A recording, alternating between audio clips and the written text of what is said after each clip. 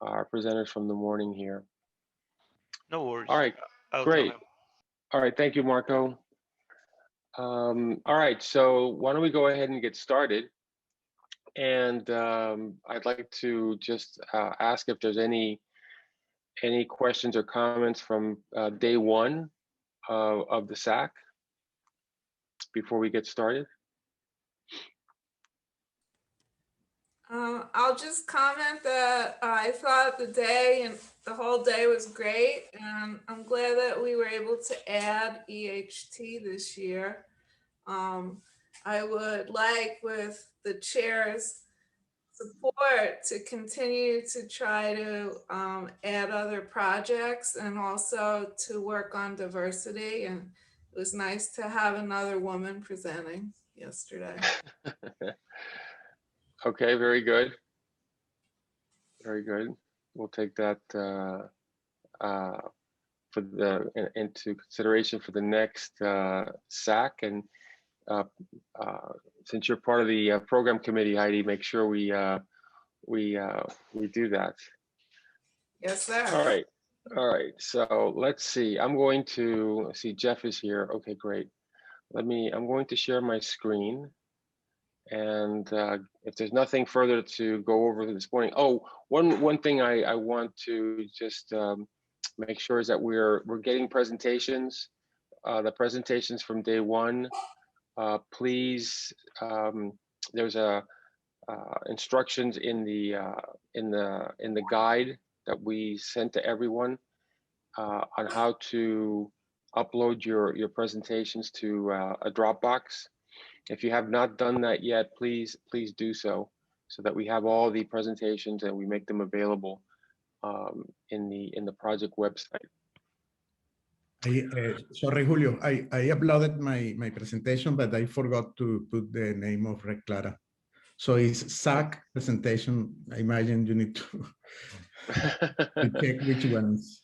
Sorry. Okay, no problem. I'm sure we will find it and correct that. Or add Clara to it. Okay, very good. So we have 32 people online right now. I think it's a good time to get started. So I will share my screen and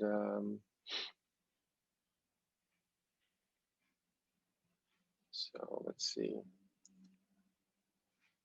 Okay.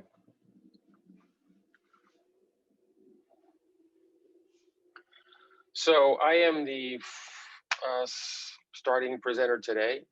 And before I actually launch into my presentation, let me first say just a little bit about the research and education networks that the science applications will be hearing about today. We had the applications go first yesterday for the science projects. Today you'll hear about the research and education networks that are in the SAACC.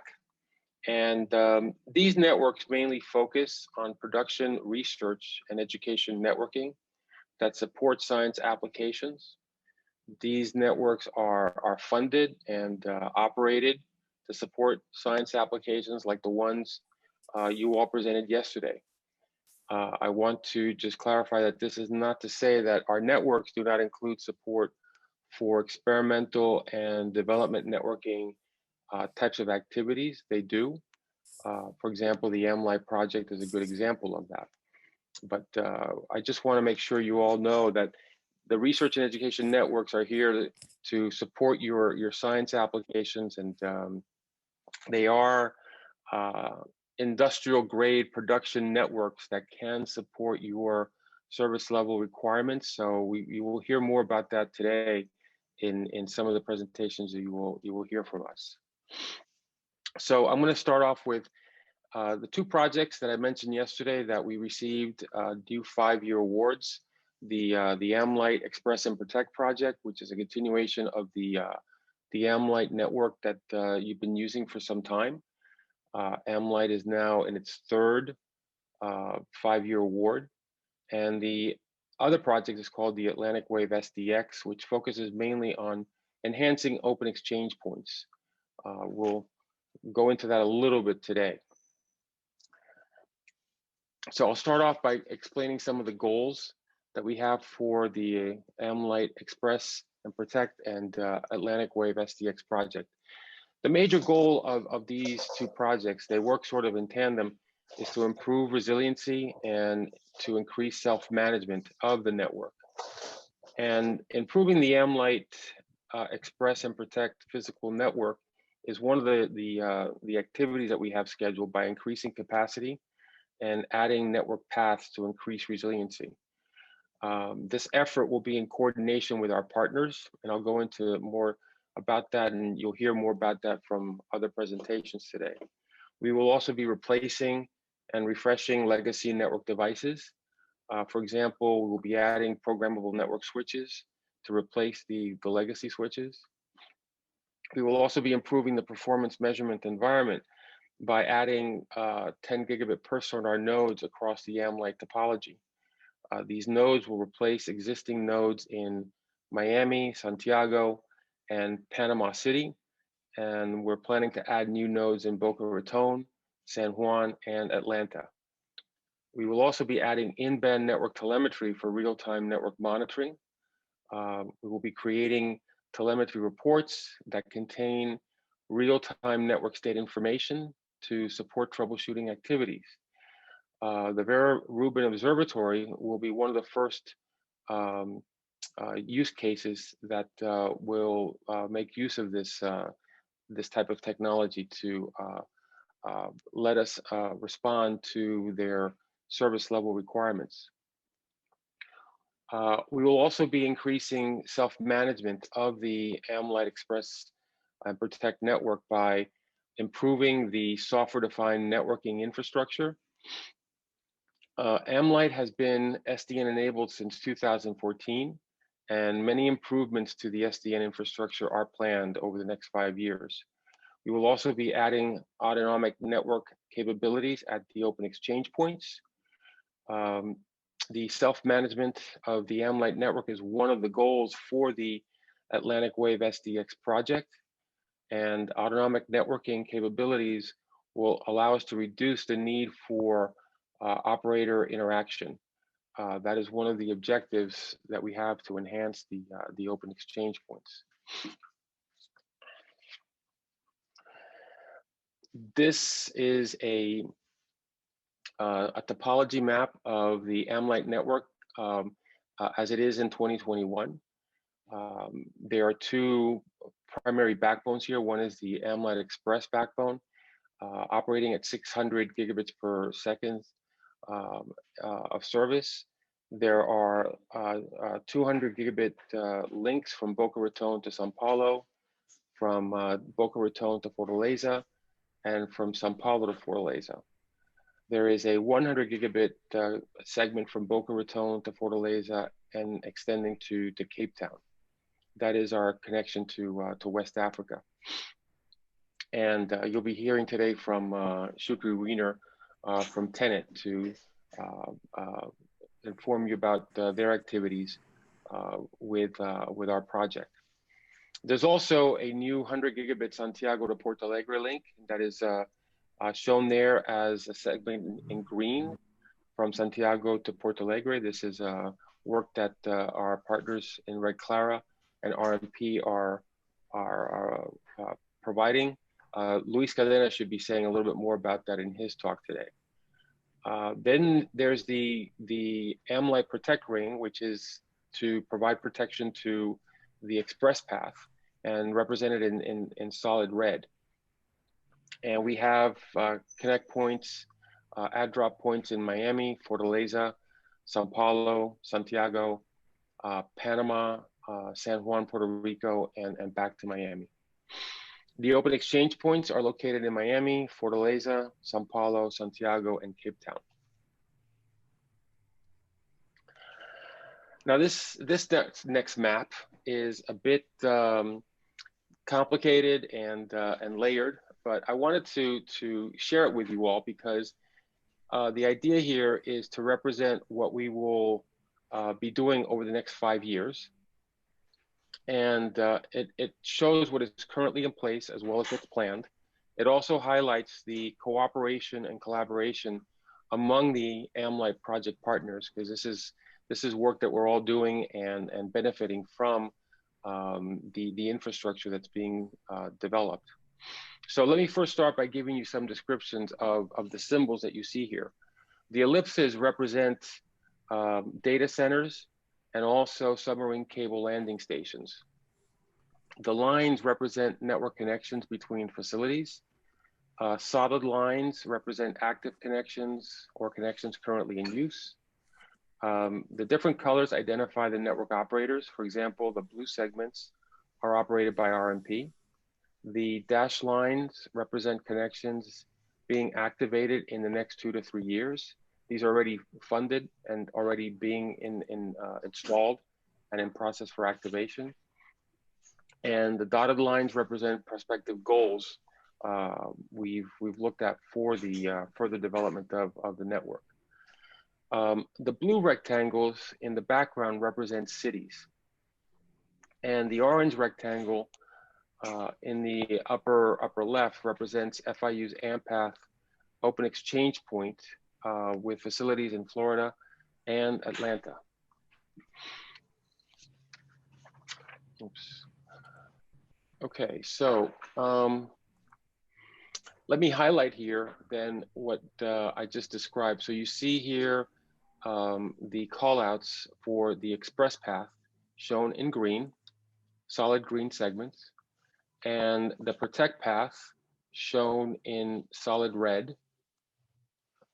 And here is the Red Clara 100 gig link as part of the express network that's being activated this year, shown in pink. And then Red Clara will be activating 2 100 gigabit circuits connecting South America directly to Europe. This is part of the Bella S project, and Luis will say more about this. And then there's an increase in spectrum capacity that FIU will be deploying in 2022. That will increase spectrum from Boca Raton to Sao Paulo from 75 gigahertz to 112.5 gigahertz to give us more room for increasing capacity with new technologies that will become available. And then RMP is adding that will benefit AmLight and the science projects. This will be between Fortaleza, Sao Paulo, and Porto Alegre in 2022. And then FIU will be extending the express path from Boca Raton to Atlanta. That's planned for 2023, so that we will actually have an express network in place in operation by 2023 from Santiago all the way to Atlanta. That will be used by Vera Rubin and other science projects as well. Okay. The next major component of the project will be to upgrade the physical infrastructure. We plan to upgrade the physical infrastructure by replacing legacy switches and routers to enable new functionality and increase the number of 100 gigabit ports at each site.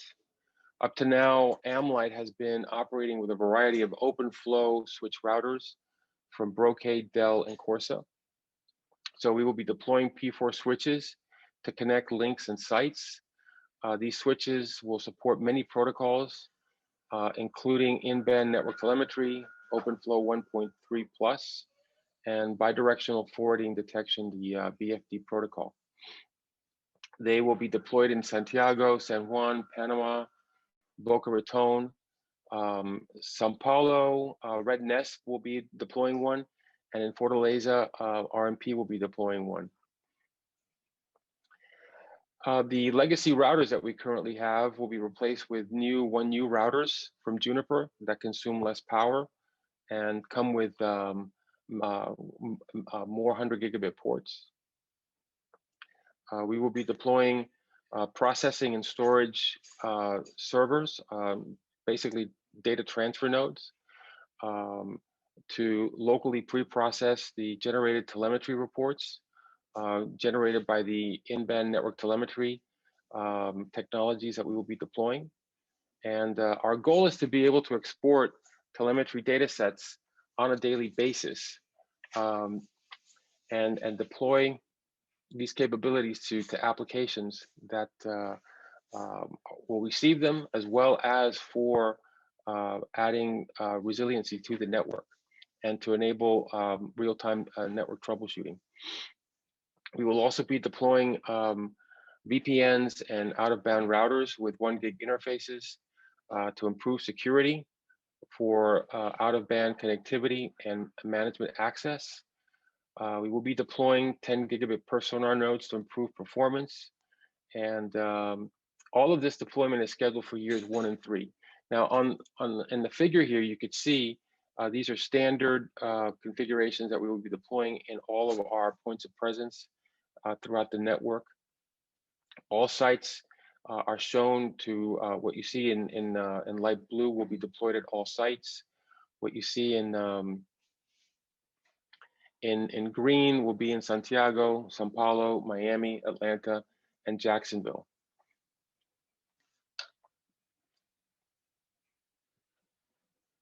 Oh, I don't know what I did here.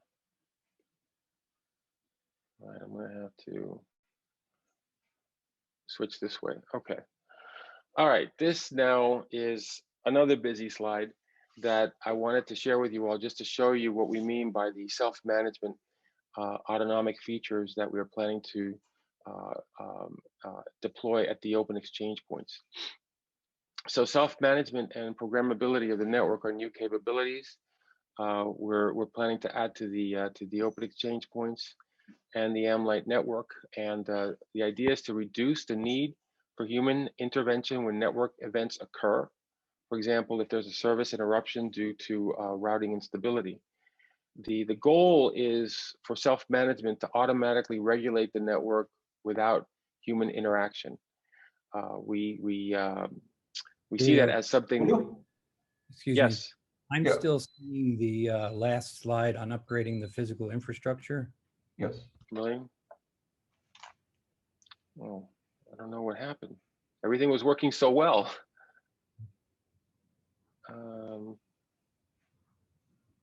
All right, so can you, what do you see now? The last slide? Yeah, I still see the upgrading the physical infrastructure. Maybe stop sharing and restart. Sharing. All right. Let me do that. Stop sharing, okay.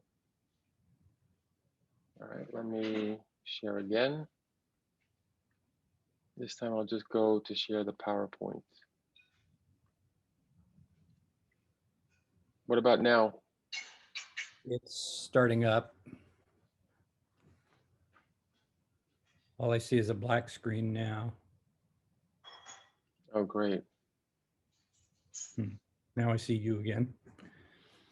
Okay, I don't know.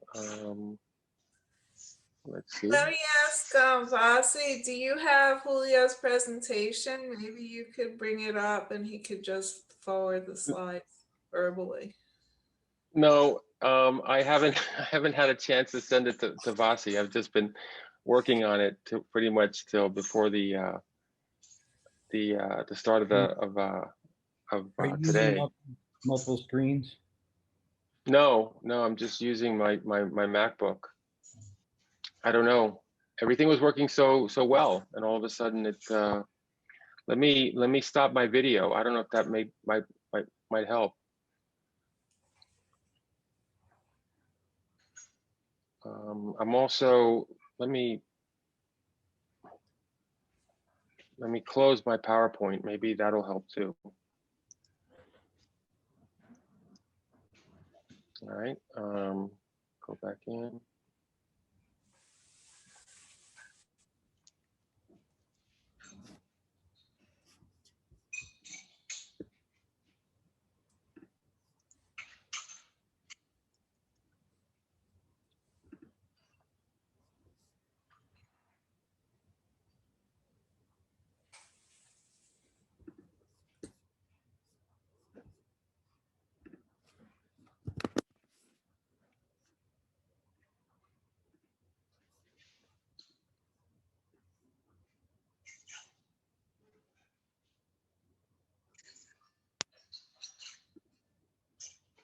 right, let's see here.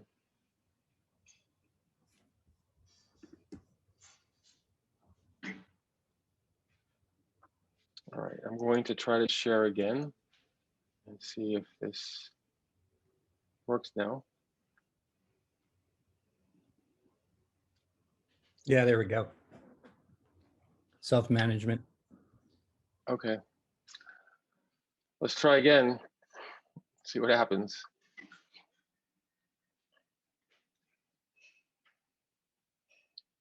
All right. So as I was saying, the goal here is for self-management to automatically regulate the network with the least amount of human interaction. So I'm going to describe some of the major components here of this architecture. Great, now my cursor doesn't want to. All right, so the major one is what we call the closed loop orchestration. So this is actually terminology and concepts from a standard for autonomic networking architecture that we're incorporating into the open exchange points. So the idea is for self-management, the controller, the Atlantic Wave SDX controller, which you see there in purple, will provide components that will manage the operation and requiring minimal intervention. And so the idea is, like, for example, self-repair capability will use network state events from the physical network to protect network services from outages and errors. The self-management features will enable AmLite to respond in real time to network events, conditions, or failures. We will provide also dynamic provisioning of layer 3 services at the exchange points. These will be layer 3 VPNs to IP transit networks, the RNE networks that will be supported in addition to layer 2 VPNs. We will include integration with orchestrators that are used by our research and education networks, such as Sense, AutoGoal, and Fabric. The idea here is to build compatibility with these other projects that are doing similar work and supporting similar communities. We will also include support for compute and storage integration. There will be plugins developed to provision both compute, storage, and networking resources. The goal here is to enable science workflows to use edge compute and storage resources effectively across the network. And we'll have interactions with and integration with science applications by exporting topology information. So upon detection of potential service impacting network events, the SDX controller will dynamically program the network in sub-second intervals to avoid service impacts to science application workflows. One of the use cases that will take advantage of this technology early on will be the Rubin Observatory. We will engineer the SDN for the transient alert use case will be programmed into the SDX controller and the programmable AmLite network with the programmable switches that will be deployed. We will also be developing some network management tools to provide inventory, monitoring, debugging, SDX configuration, and telemetry support. And the plan is to deploy these capabilities at the open exchange points in Miami, Jacksonville, Atlanta, Fortaleza, Sao Paulo, Santiago, and Cape Town. Okay, so that's where I'm going to stop. Any questions?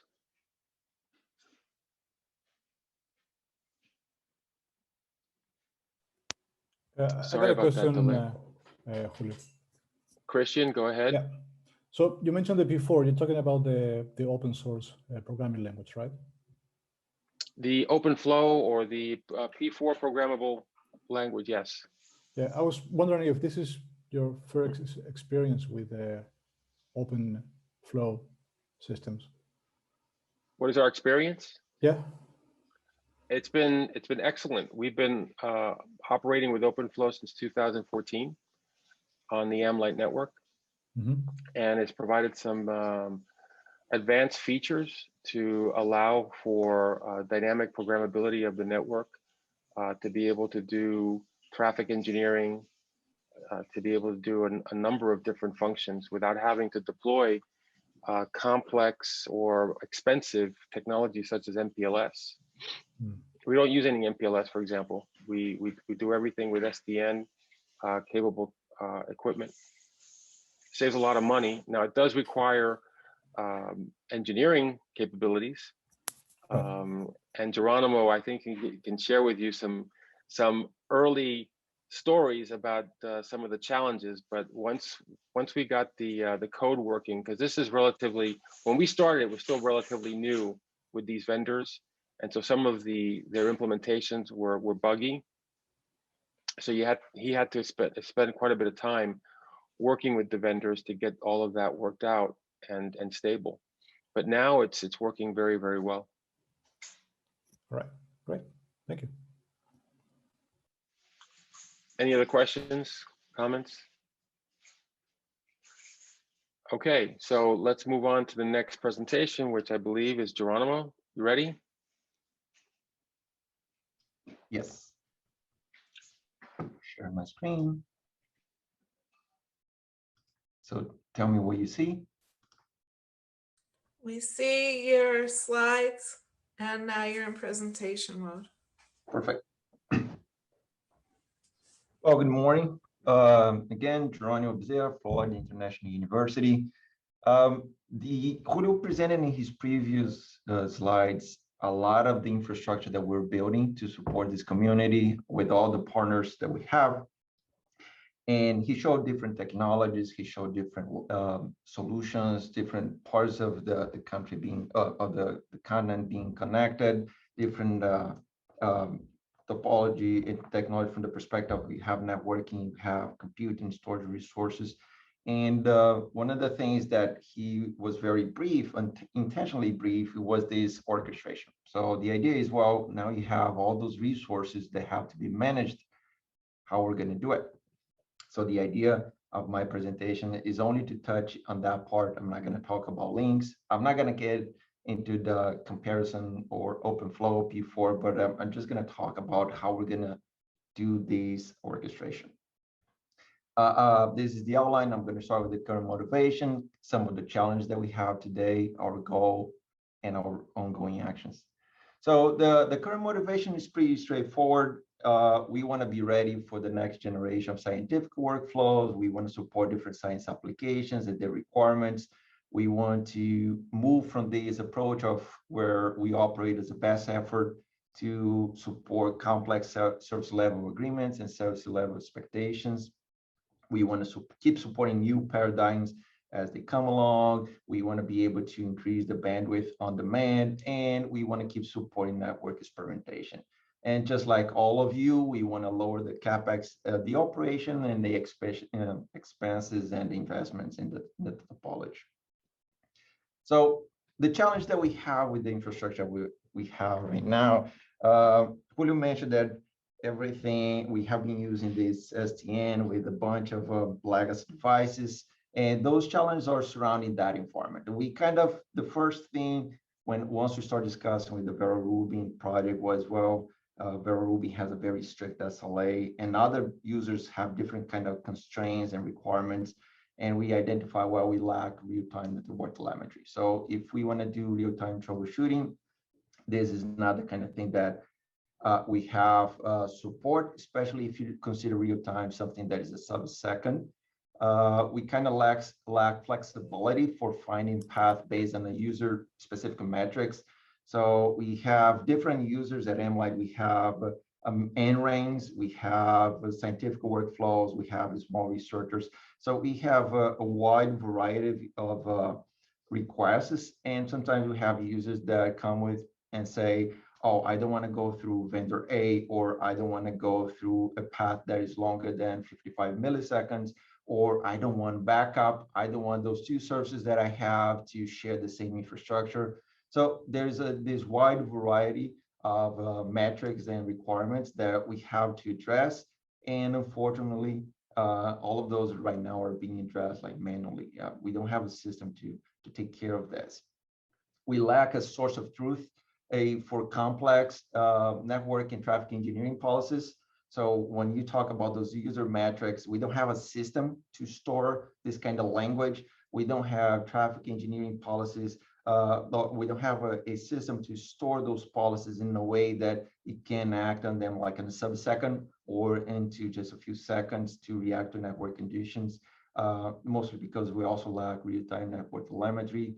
We only have a few activities or tuning activities that are performed dynamically, because a lot of those restrictions I mentioned before, we want to increase or almost fully automate some of the most important network functions. And a lot of this is because we have legacy network devices that are slowing down or completely restricting innovation. And Julio mentioned that we have plans to replace those devices, and that's the reason.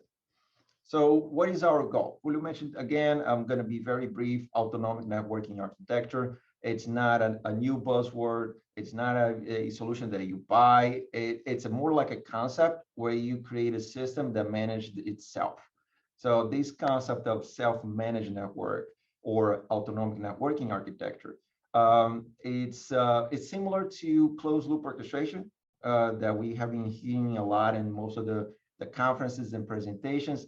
But ANA, or this autonomic concept, it's a lot more restricted. So you have these self-objects, these self-configuration, self-healing, self-optimization, self-protection that have to be done by each component of the solution. So you don't install a switch.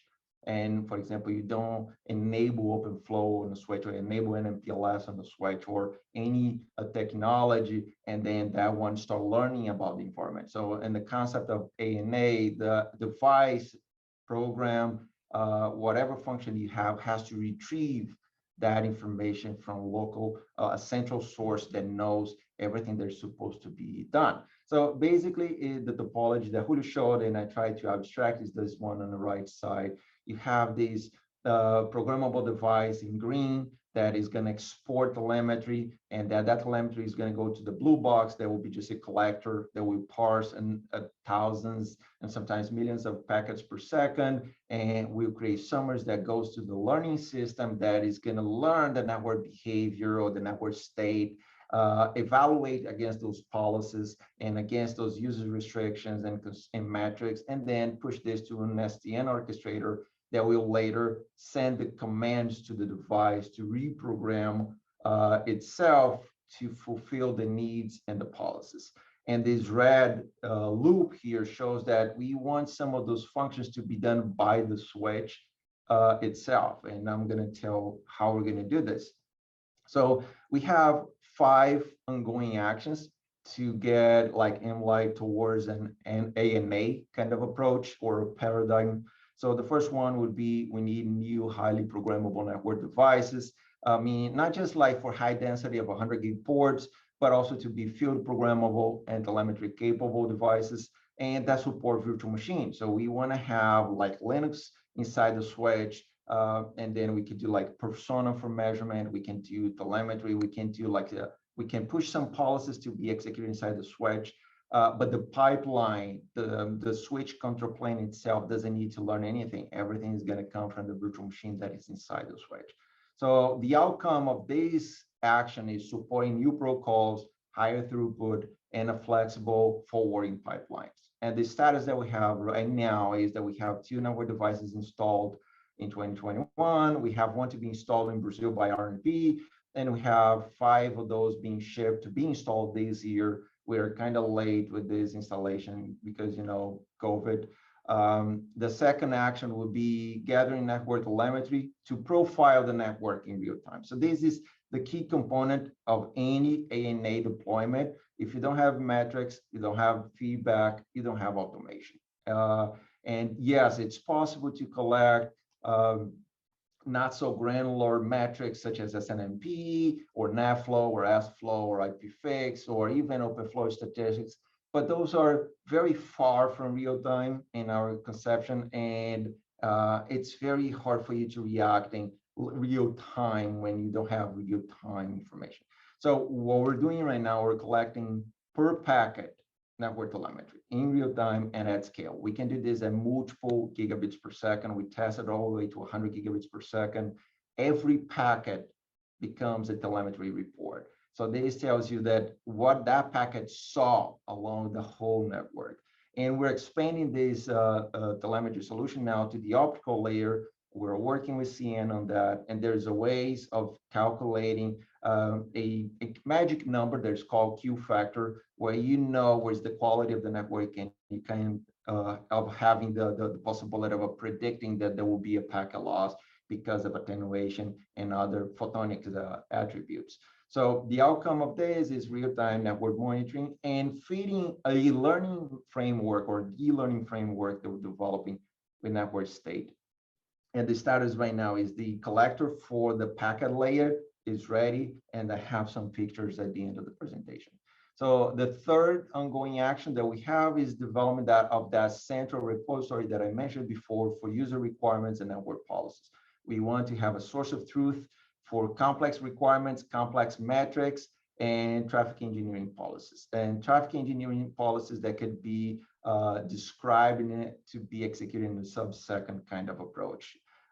So we want all those weird constraints that our communities submits, like, oh, I don't want backup, or I don't want to back up if it's not less than 100 milliseconds, or I don't want those two layer 2 services to share the same infrastructure.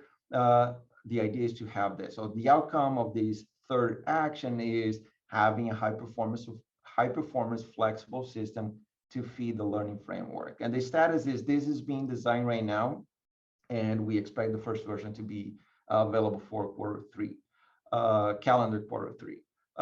Then the fourth one would be building a learning framework to learn the network behavior from the telemetry and from the policies. So this will be the entity responsible for processing all the telemetry that we have, not just INT, but all the telemetry from the optical, from syslog, from SNMP, from CPUs, the policies, the user's requirements, and then make the recommendations. So those recommendations could be send instruction or change something, or it could be just notify the NOC because something is about to happen. Of course, this is going to go in phases. We're going to start just notifying, then eventually we want this system to be a closed loop. We want the system to be autonomic. Scalability is going to be the key for this system because we're talking about reacting to transient events in less than 250 milliseconds. And some of you might be thinking, wow, this is very restrictive. Why do you want to react so fast? And the main reason for that is the Vera Rubin SLA. Vera Rubin, for those who don't know, I think Bob and Jeff explained them before. They have these 5-second data transfer windows, and all the data set has to be transferred in those 5 seconds. And we don't want to be the ones that create a problem that create 1 or 2 seconds delay, and then they miss their opportunity. So we want to react as soon as possible so they have the chance to feed the data transfer inside the 5 seconds and then get those reports published in 60 seconds. So the outcome of this is creating a framework capable of learning the network state and make suggestions or demand changes, because this is one of the things of the ANA architecture. Sometimes we always want to give the human the highest power, but we want the machine to also have some authority. So if you think of a nuclear plant, you don't want human just pushing buttons and then blowing everything. Sometimes you have to bypass the system because the system knows better. In some cases, the system doesn't know better. For example, a plane. So you can remove from the autopilot just pushing the button and then the pilot has control. So we're going to find a balance between those two scenarios. And the status, the solution is being designed, and we plan the first proof of concept of first version by quarter 4 of this year. And then, of course, we have the orchestrator. So to close the loop, I have to be able to receive those requests. I want to have, I need to be powerful enough or flexible enough to make changes according to our requirements. And because of this kind of sophisticated requirements we get from the community. There's no commodity network operational system or SDN controller that does everything that we want to do. So we start developing our own controller 3 years ago. I'm going to talk a little bit more about this, but the idea is, of developing a new solutions because we need new pathfinding applications that support unusual metrics. So if you think just about shortest path first algorithm, for example, you can have constrained shortest path first, but what happens when you have these very complex set of metrics, for example, reliability and ownership or maximum delay or stable delay. So we have users that provide links to the topology and say, well, while I'm using, I don't want anyone else to use, and I always want to use my links first. So there's this concept of ownership that has to be added to the pathfinding algorithm. Otherwise, we would have to create like a VRF for each user in our topology. And this SDN orchestrator is doing the selective monitoring. So we don't want to have telemetry for every single flow. We don't want to understand the performance of your Netflix or your Facebook. We want to focus on the science applications, and not even all the science applications, but science applications that have more real-time constraints. So the outcome of this is developing and deploying an SDN orchestrator to close the autonomic loop. And the software, it's in a very good state right now. We have been doing this in 3 years. For the last 3 years, we have this rollout planned for December this year with a full deployment by next year, because these orchestrator only works with flexible programmable switches. So because we don't have those switches installed, I mentioned before, we only have 2. I cannot replace them like with just 2 switches and a new controller. But once we have all those switches in places, in all those places, then we will have an opportunity to roll out this new solution. And I just want to give like bring your attention and shout out and thank those 2 communities. This development is done over the Kitos open source framework. SDN framework is an open source, has a community, and it's funded mostly by the RedNASP, which is a research and education network of São Paulo. So RedNASP has been supporting all the crazy SDN ideas we have been having since 2015. And they got to a point they even said, look, those are my software developers. You take them, you manage them, you play it, and you make it happen. And thanks to that, we have 2 software developers that are dedicated to our SDN calls at RedNASP. And RedNASP also funds through different projects 5 other software developers, and plus the software developers we get funded by NSF. Then we managed to create this amazing solution that we put all those dots together that I presented. So again, I really want to thank the Kitos and the RedNASP community. Because again, the MLite SDN orchestration will be done over the Kitos SDN platform. So I want to just, my presentation is pretty much done in terms of orchestration. I just want to show a little bit of why we're doing this. So this is the telemetry, the way we do today. This is telemetry the legacy way. This is SAACC, is a very popular open source network monitoring solution. Everyone can install, everyone can download it, and it uses SNMP to gather information from the interface counters. And in this case here at MLite, we do this every 30 seconds, so we don't push too hard the CPU of those devices. And the time scale that SAACC supports right now as a standard is 1 hour. So you can see here that there's a 1 hour from 8 hours and 21 minutes to 9 hours and 21 minutes. That was yesterday. That's a real thing. And you can see and I want you to focus on those red arrows. So we have, on the left side, we have 39.6 gigabits per second. This ran for a few minutes, maybe 3 minutes. It's not easy to see here in the graph. And then you have on the right side, less than 9 gigabits. It's just a little bump. So yeah, no damage. And then there's those 2 spikes in the middle that it's not part of the scope of this. But So this is telemetry the legacy way. So now I'm going to show you the same view when you have per packet telemetry. So this is the same view. You can see that what was supposed to be 39.6 gigabits over the course of 30 seconds, in fact, is 61 gigabits per second that only ran for 2 minutes. So if you think that at that point you had plenty of bandwidth, no, you only had 40% available out of an 100 gig interface. And then look at here at the end. So towards like where we have 520, because now this is Miami time, not UTC, then you see that we have 3 spikes. Those are 3 data transfers, less than 3 seconds. So consider this like a microburst. And we got to 70 gigabits per second, only 3 spikes. And you have here on this picture, on the right side, you see that only lasted like less than 3 seconds, from 2110 to 2113. So this shows the importance of having this kind of granularity, because going back to the LSS Vera Rubin use case, Vera Rubin wants to do like 40 gigabits per second every setup for 4 or 5 seconds. So 40 gigabits per second for 5 seconds.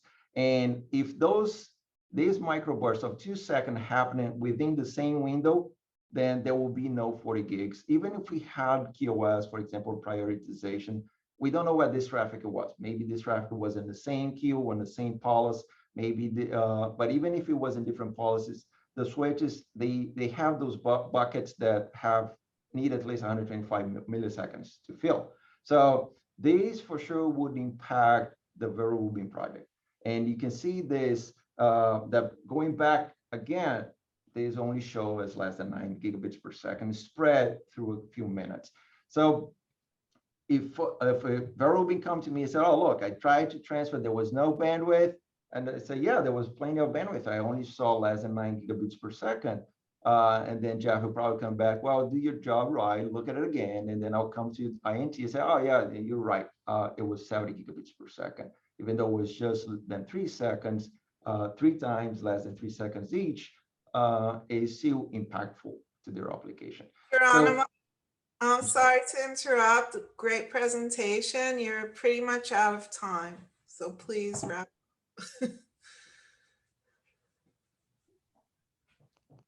Do we have any questions for Geronimo?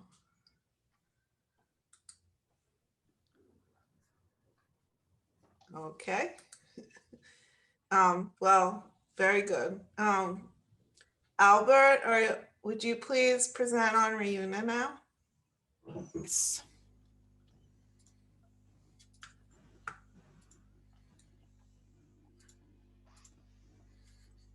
Please let me know if you're seeing in the presentation mode.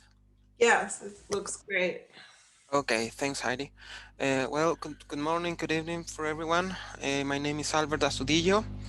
I hope everyone is doing fine in these strange and complicated times. The purpose of these presentations is to tell you a little bit about Reuna, what we do, what we are, and the current infrastructure that we have built, and the synergies that we have with the astronomical community, and the projects that we have been working in the past months and years, and a little bit about the future projects that we are involved in. So probably most of you know us. We are the National Research and Education Network from Chile. We have more than 30 years since we born. We start as a project that was led by the universities in Chile just to bring the internet for the first time to the country. So we have a long history here. At the moment, we are connecting 42 organizations. Most of them are universities, and another are research institutes and facilities, such as the astronomical community, which have been working very strongly with. All of this community is adds more than 300,000 of students and academics community that produce more than 80% of the research in Chile. And over that, over that, we have 8,000 kilometers of infrastructure that actually it is here. Today we are connecting from Arica all the way up to Puerto Montt instead of links and point of presence. The capacity that we have range from 10 gigabits per second and 100 to 100 gigabits per second. Our topology behaves like a bus, so because of the international connectivities, it's concentrated in Santiago. So when we are approaching to Santiago, we need to make greater links. That is why you can see that the red topology represents what we have built so far in terms of 100G capacity that goes from Antofagasta all the way to Temuco in the south.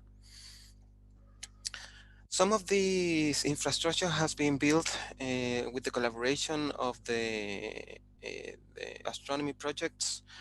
Just to mention two of them, and more than 10 years ago, we built the first O22 infrastructure with ISO between Antofagasta and Santiago, and a few years ago, we built the first dark fiber illuminated entirely by Reuna from La Serena to Santiago using DWDM equipment. So the work that we have been done with the astronomical community has been very important and with a significant and major impact in the entire community of research here in Chile.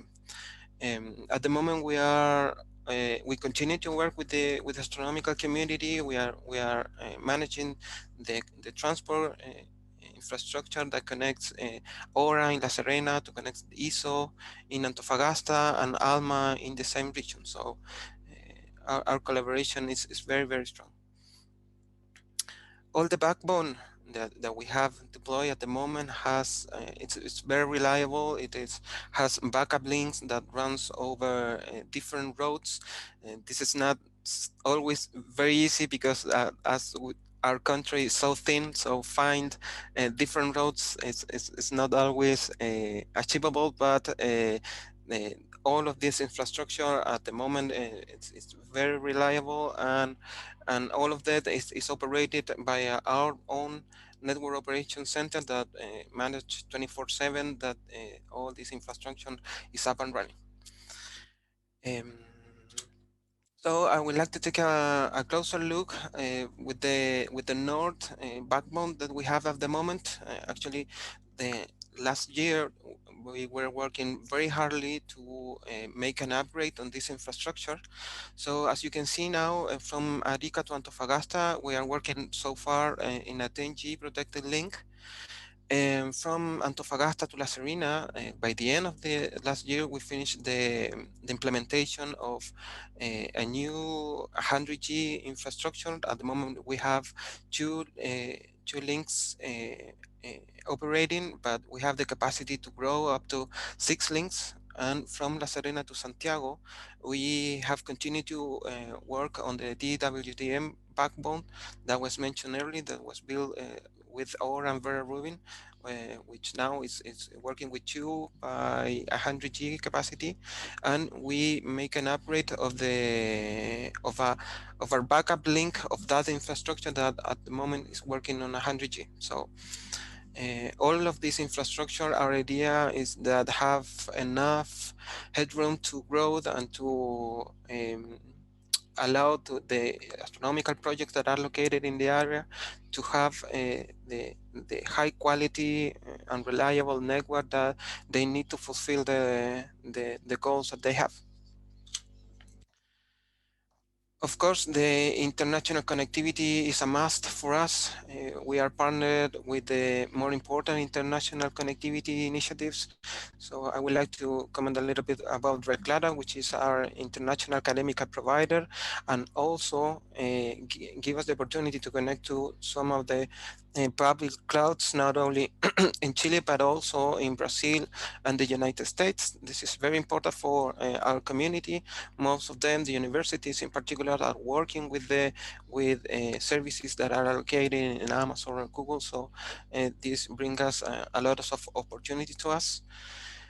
We are also working with Bella project, which surely it's going to be discussed in more detail in the next presentation, which is a cable that runs from Fortaleza all the way to Portugal, and it's going to bring a more direct route for exchange traffic between the Latin American community and the European community. So this the impact of this is that we are going to have more bandwidth and lower latency times. That it's going to be very important for the community. And obviously we are partners with AmLight, and with AmLight, which we are connected to and here in Santiago. Okay. So that's a little bit about us, about what we do. And I'd like to talk about a little bit the projects that we have with the astronomical community in particular.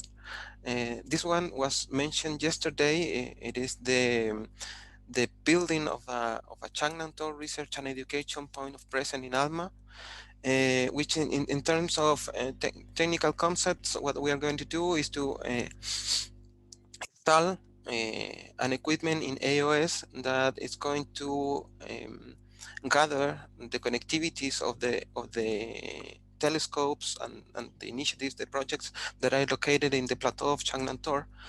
This concept was proved some years ago with an experiment that was mentioned yesterday for Simone, for Simon's Observatory, which the idea was to be certain that the infrastructure was able to share the capacity with more projects without have an impact on the traffic that Alma needs to run. So that was a very successful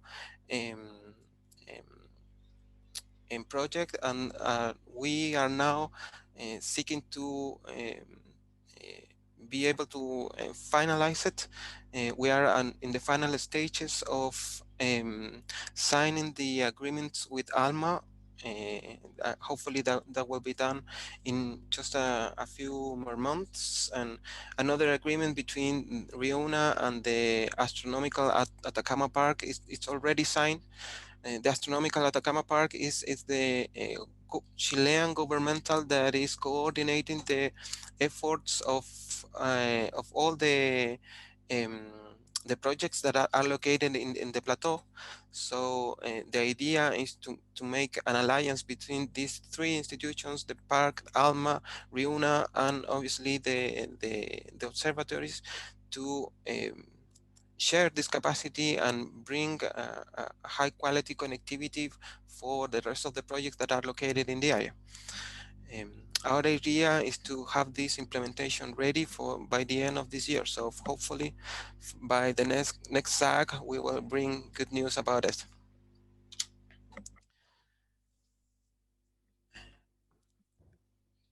There is more initiatives with the Astronomical Institute. This one is this one in particular is with Las Campanas, and the idea here is how the National Research and Education Network, in this case REUNA, is able to improve, in this case, the reliability of the solution that the observatory has, trying to make a minimal impact in terms of the efforts economical that needs to be made. In this case, what we are doing is to provide an additional exit to the traffic that is coming from Las Campanas, opening a connection in the provider technological office, I'm sorry, in La Serena. So in case of the observatory has a cut in the fiber, we are going to provide a secondary link for them, and in this way we make a more reliable solution to them. The idea is to implement this during April 2021, and this implementation is going to allow us to work in another project that we've been pushing from some time, which is the LIDAR project. And this project is a collaboration between the telescopes that are located in the area. And the idea here is to create a ring that on one side we use the fiber infrastructure that is already used as the primary link. In this case, for example, from Las Campanas and from Tololo in Aura, and build a survivability link that is going to allow them to have a secondary path in case of the fiber is cut. So I think that these projects are very good examples of what we can do working together in collaboration, making efforts to try to improve the solution that the observatory has in the area, and making a good use of the infrastructure that is already there. So at the moment, we are working on the agreements from all the partners to make a formal agreement between them, and we have also make a test between La Silla and Tololo that was very successful. Actually, this was implemented by the last eclipse in Chile, so the COVID has have a major impact in the time for this project, but nevertheless, we think it's a very important project, and we want to keep pushing. Okay, so what is coming for us?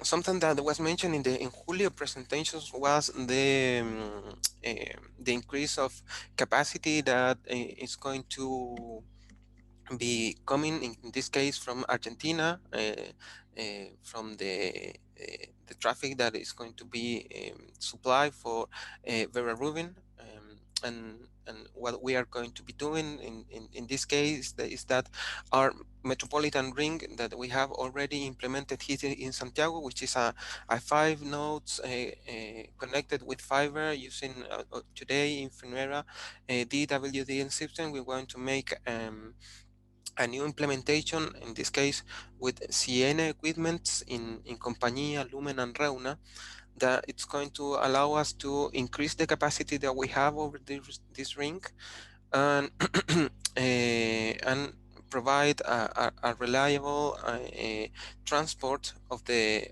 services over this ring. This ring serves for a lot of users. As you can see here, it is connecting the Balso project from the traffic that it is today used by ISO, ALMA, and now J to connect to Paranal and to ALMA. It is also connecting Aura and Vera Rubin here in Riuna's node, and in Lumen is where the traffic coming from the Pacific and the Atlantic from the AMLAI links are arriving, and in this case in Compañía it's going to be located the link that is coming from Argentina. So making use of the infrastructure that we have already in place, we are going to be expanding our capacity to connect to Red Clara. We are going to have 200 gigabits per second once this is ready, and we are going to transport the traffic for Vera Rubin from Lumen all the way up to Argentina. The boxes for this have already bought, so we are expecting to arrive to Chile. So probably the implementation of this will be around the second semester of this year. and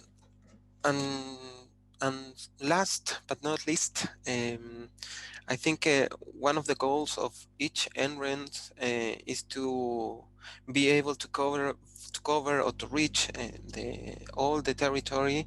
So this was only a dream for us for quite an amount of time, because there wasn't a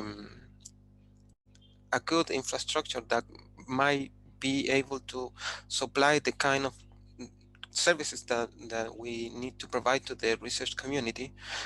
But that changed some time ago thanks to a project that is called the Austro Optical Fiber, which is a Chilean government-funded infrastructure that is already deployed between Puerto Montt, Caleta Tortel, and the region of Magallanes.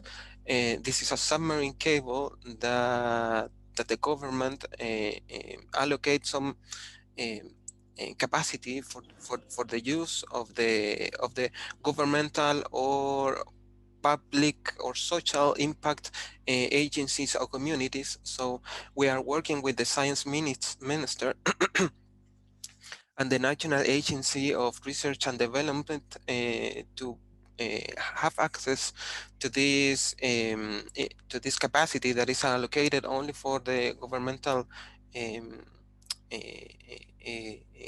institutions, as I mentioned, because this capacity has lower cost instead of going over the traditional service provider that are going to also be using this cable. So we are now in a moment that the project has already been presented to the committee that needs to be approved, that this project has the sustainability and the impact that requires.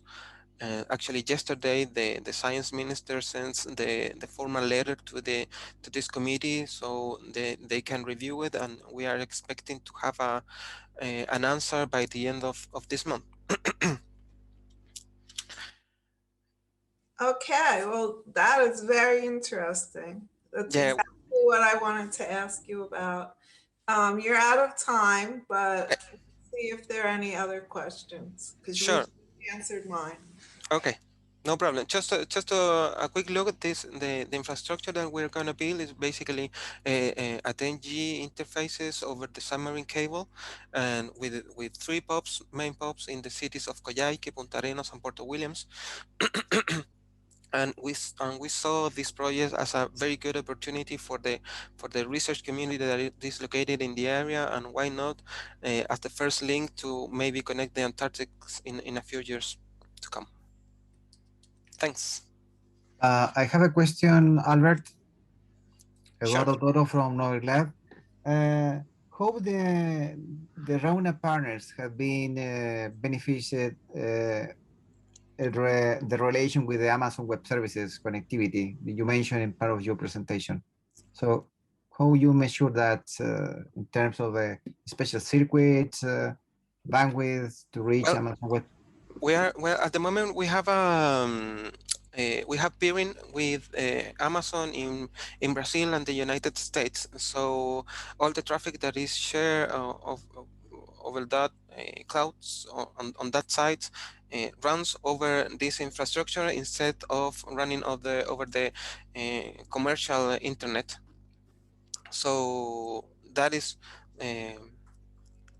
one benefits. At the moment, we are working with Red Clara to be able to provide additional services. For instance, in the case of Amazon, to have a direct connect. That is something that our community is very eager to have. But that is the idea. The idea is to remove traffic from the international commodity and make it through this infrastructure, which have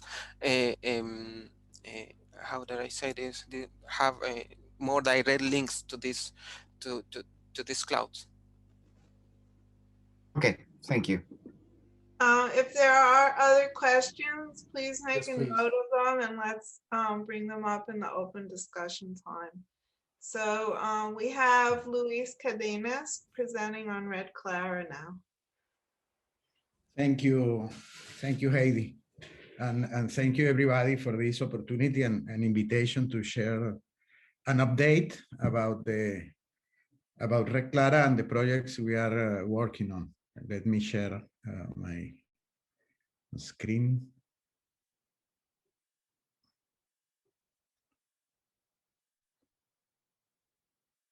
Let me know if you see my presentation. We have it in slide mode. Now it's okay, no? Yes, good. Yeah. Well, really it's a pleasure, as I mentioned, to be here with you. It is I think the fourth SAACC meeting that I attend, and it has been a very interesting journey in terms of cooperation with the South American observatories, astronomical observatories, and the initiative that you have, Julio and other people in the team. I want to begin showing you how is our topology right now at this moment, to go after to the new topology we're going to inaugurate during this year, related to the Vela project. We have already the link showing the Vela subserial. I'm going to talk a little more about that later. But this right now is the connection as we have. We attained this year to the connectivity and the capacity of the Central American countries. Right now we have some of them with 5 gigabit per second, case of Costa Rica, Nicaragua, and also increasing the capacities in Guatemala, Honduras. So Central America, that was a complicated region to connect to the network, is now well connected, and we expect in the following years to strengthen these capacities in this part of the network. We still have some missing countries. We are looking to include them in our association. We are talking of, in the case of South America, of Peru, Bolivia, Paraguay. And in the case of Central America, we are still missing Panama. We expect in the next phase of the Vela project, I'm going to talk a little more about that following after this slide, we will be able to connect them. It has been very important, the collaboration with the SAACC project, because the blue light link is something that we are using in cooperation with the project. So I would like to thank the capacity of cooperation of this community that help us to strengthen the capacity of the network in Latin America of Red Clara as a regional network. To go a little more about Vela, maybe you saw in the news and in the social media that the Vela cable is already deployed. It finished the deployment. Vela finished the deployment in March, so the cable is laid in the subsea in the sea between Saines and Fortaleza. And we are now in the process of lighting it. No? So we expect to activate the cable probably in the next 2 months. I think we are not going to be later than June to have the new connectivity between Europe and Latin America activated. No? This capacity or this connectivity has a total maximum of 4.5 terabit per second of connectivity. So we are acquiring 45 channels, optical channels, for 25 years. So it is going to increase in a very important way the capacity of connection with Europe. And it's going to provide also an alternative route for the connection that we have with Africa. Both of them, both links, the Monet and the Vela cable, are going to be probably back up each one of the other, and is going to increase the resiliency of the total network and the network at the global level, I mean. We are advancing very well in the Vela T sub-project, which is the project that is investing in the terrestrial infrastructure. We already have acquired the south part of the links we are needing. Those links are going from Fortaleza to Porto Alegre, Porto Alegre, Buenos Aires, and then Buenos Aires, Santiago. We acquired already all the equipment, and we are expecting to illuminate all those links, the south part and the north part of the links. I'm going to explain a little more about that at last by the end of the year. So we are going to finish the Vela Phase 1 project in December. The only risk or thing that we need to define is where is going to be the connection between Fortaleza and the north part of the South American continent. For several reasons, we are evaluating two options. One is the connection of Fortaleza to Barranquilla in Colombia, and the second one is connecting Fortaleza directly to Panama and going from Panama to Ecuador. We are still deciding that, but we are going to take a decision before June to be able to implement this last link, and we'll be very happy to inaugurate all of them before the end of the year and finish completely the first phase of the Vela project. In the case of the bandwidth required for some of the initiatives and experiments that will be working using this new capacity, the Copernicus project is one of the important ones. In particular, the Copernicus project is planning to have a mirror data site in Santiago, in the University of Chile, and to have those data synchronized. The minimum requirement in a medium term, I will say more a short term than any other thing, is around 50 gigabit per second. In the following steps, probably we are going to have additional mirror data sites in Latin America. It's probably that Brazil would like to have a data site in Brazil, and Colombia, who signed also an agreement with Copernicus, is going to have a data site in Colombia.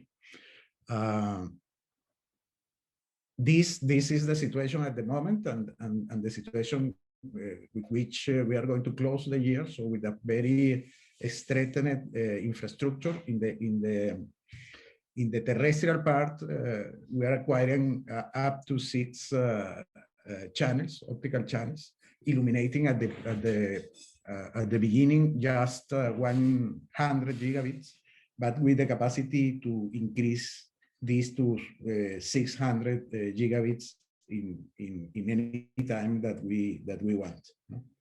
This is the Vela 1. We are working already with the European Commission and other stakeholders in Latin America, including the Development Bank, the Inter-American Development Bank, the Andean Corporation of Funding, the CAF, Corporación Andina de Fomento, to expand the capacities of Vela to the countries that are still not benefited with this initiative. No? So in this map, I show in blue, dark blue, the countries that we expect to connect in a second phase of Vela. We are including here some of the countries that are already connected to Red Clara, but that has not any way to get in a reasonable bandwidth to the point of connection in Fortaleza. So in this case, we are talking of all Central America, Mexico, a couple of Caribbean islands, in reality 3. We are looking to connect Dominican Republic,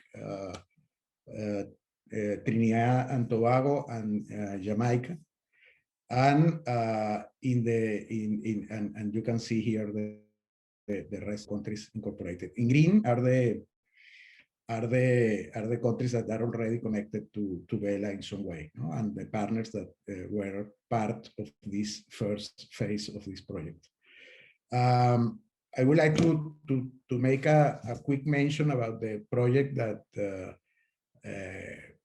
Julio mentioned about SDN and the initiative to innovate using this kind of technology to solve the many problems that could be related to the amount of bandwidth that is needed in the astronomical community. It's very important for us because in the next phase of this project, we are also fostering a more intensive activity in innovation, innovating with the infrastructure. One of the proposed goals of the initiative is to let the region with a testbed infrastructure, which we can use to make innovations using technology. No? So I get very interested in this initiative of SDN, and probably we could explore another aspect with this. No?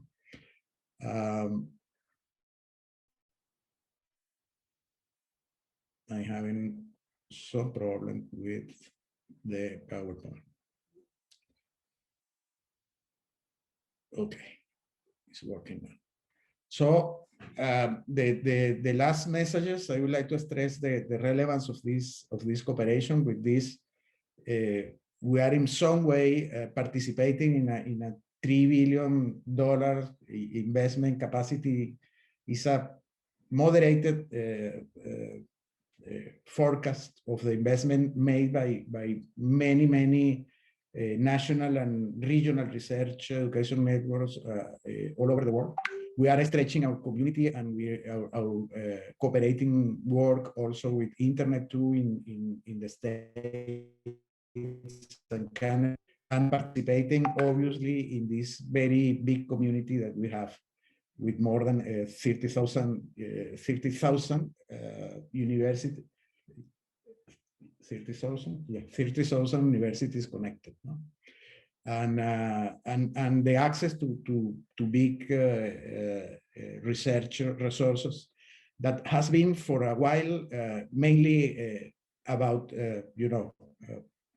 physics or astronomy, but we will begin to foster the initiative of cooperation at a global level in many other knowledge areas. It's part of the role of Red Clara. And in terms of this, the total investment of Red Clara during the time that we have been working in these initiatives since 2003 is over $100 million right now, but after finishing the first phase of the Vela project is going to attain around $200 million of investment in infrastructure. And with the next phase that we expect to be around $60 million of investment, we are going to have a very important infrastructure to support the science and the technology and the innovation in the region. I'm again having problem with my PowerPoint. Sorry, something happened with my computer. Just 1 second, please. You have about 3 minutes left, so if you want to take comments or questions, you could do that. Yes, please. Please go ahead. If I can show the last 3 slides. I am over the time or under the time? No, you have 3 minutes. 3 minutes. Let me see if I can restart this presentation while I take some questions, if you like. Is there anyone who would like to make a comment or has a question? Heidi, I'll make a comment to Luis. Glad to hear of the initiative to develop the testbed for software-defined networking. We are very interested in collaborating with you on that, Luis. Let us know how we can help.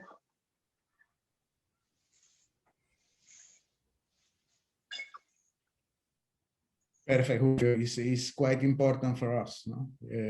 Part of the rationality of all this investment is being prepared for the digital transformation process that the globe is immersed on, and Latin America could be or need to be prepared to take advantage of that. So we would like to foster innovation and help the countries to, to learn about technologies that are going to be very important.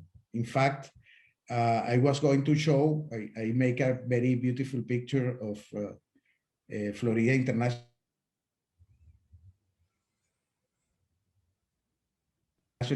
University. I don't have a problem with that, no, with the presentation. But in any case, we are working in several initiatives. For example, recently, past Monday, we signed an agreement with the African networks, thanks to the connection we are keeping with Africa, and something that is happening also because of this collaboration we have.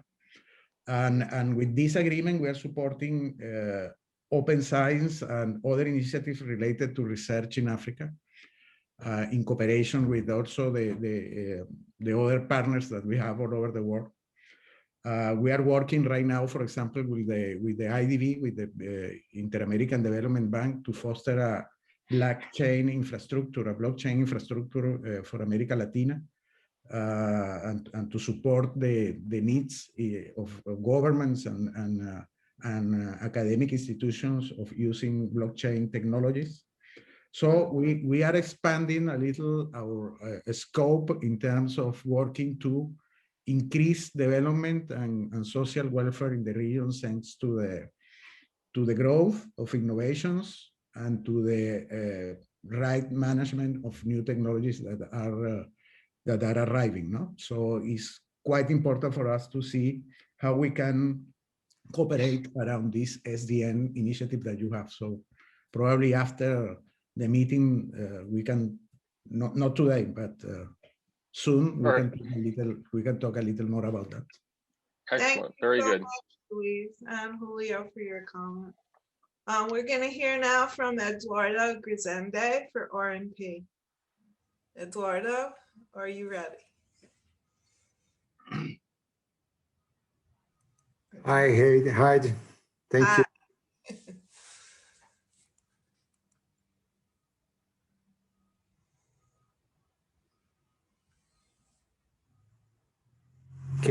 Can you give me the permission? I checked, you have permission. Your call should work. One would hope.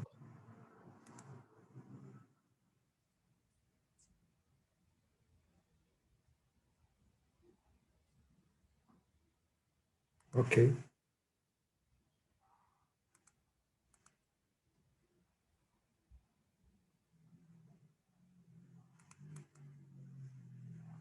Okay. It's okay? We see you in slide mode. You want to try the presentation? That's it. Okay.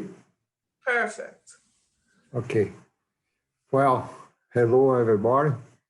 Thank you very much for this invitation to participate of this meeting. I am Eduardo Grisende from RNP in Brazil. Well, I have this agenda. I would like to confirm this presentation that my intention, the objective of this, and I would like to talk about our activities that RNP is developing in this our environment, all of us involved. I'd like to talk about a little bit about our backbone that we are working hard to deploy in the final of this year, about the international link that we are involved, and also 2 global exchange points that we are involved. Also, all the organizations that are here, ANSP, Clara, Rede Clara, and the FIU, and a little bit about the routes that are in progress. That is important to connect Fortaleza to Porto Alegre. I'm going to talk about this, and one slide about the conclusion. Okay. Well, I received the invitation is here.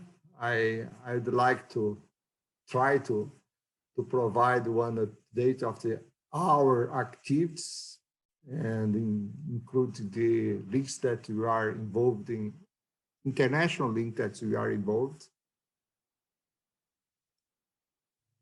And as Julio said, we are involved in unlight network infrastructure.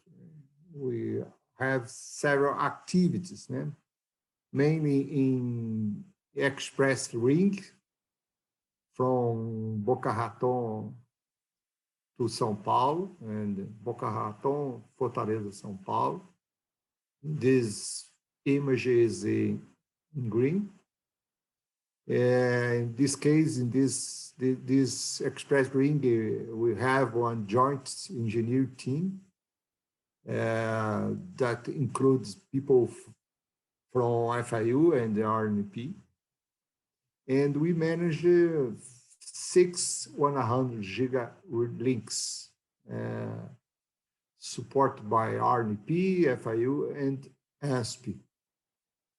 And we are also involved in the Unlight Protect ring.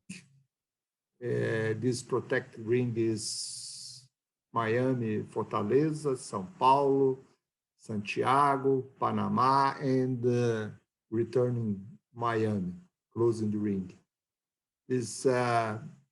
We also participate of the joint engineer team with FIU and Rede Clara. And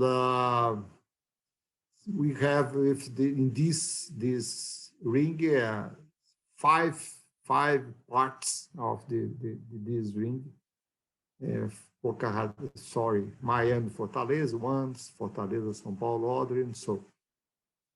And we operate 2 global exchange points that I said in Brazil, or we are involved in the operations better of these global exchange points in Brazil. One is in Fortaleza, SAACC, in other in São Paulo is so. Well, about our backbone, we have backbone since 1992 with several generations of backbone. Right now, we are constructing, we deploy the generation that we said backbone 100 giga is one hard work to deploy this, but we are going. We have point of presence in each state of our country. And currently we are updating this backbone in 100 gig, not only one link. We are constructing routes, links, segments with rights of use of the spectrum. Normally is half of one spectrum. So any 100 gig is not only one 100 gig. And we hope to finish this new generation in 2022. But in this year, we hope to arrive in this back that we are showing in this image. Look, pay attention in the route from Fortaleza to Porto Alegre. This is for us is the principal route that we are talking about. This is involved with in the Bela T, is also in the in partnership with FIU in this contest. So we have international connection with Rede Clara, in the Light project with FIU. And in July, as mentioned, Luis Cadenas, we will have one new connection with Europe in the Bella project using the LR-Link cable. July is confirmed. We are activating our channels in this cable. So this is the international link that we are involved. As mentioned, we operate in São Paulo in partnership with Rede Clara and FIU and the ANSP, one global exchange point. The name is Software Light in São Paulo, and in that GXP we have cables from Monet and Nautilus and the Brazilian connection that we have with this connecting our backbone with these cables, these channels. So we have another global exchange point in Fortaleza. The name is SAACC. I will comment in next slide details about this. And this experience that with Light is a long time.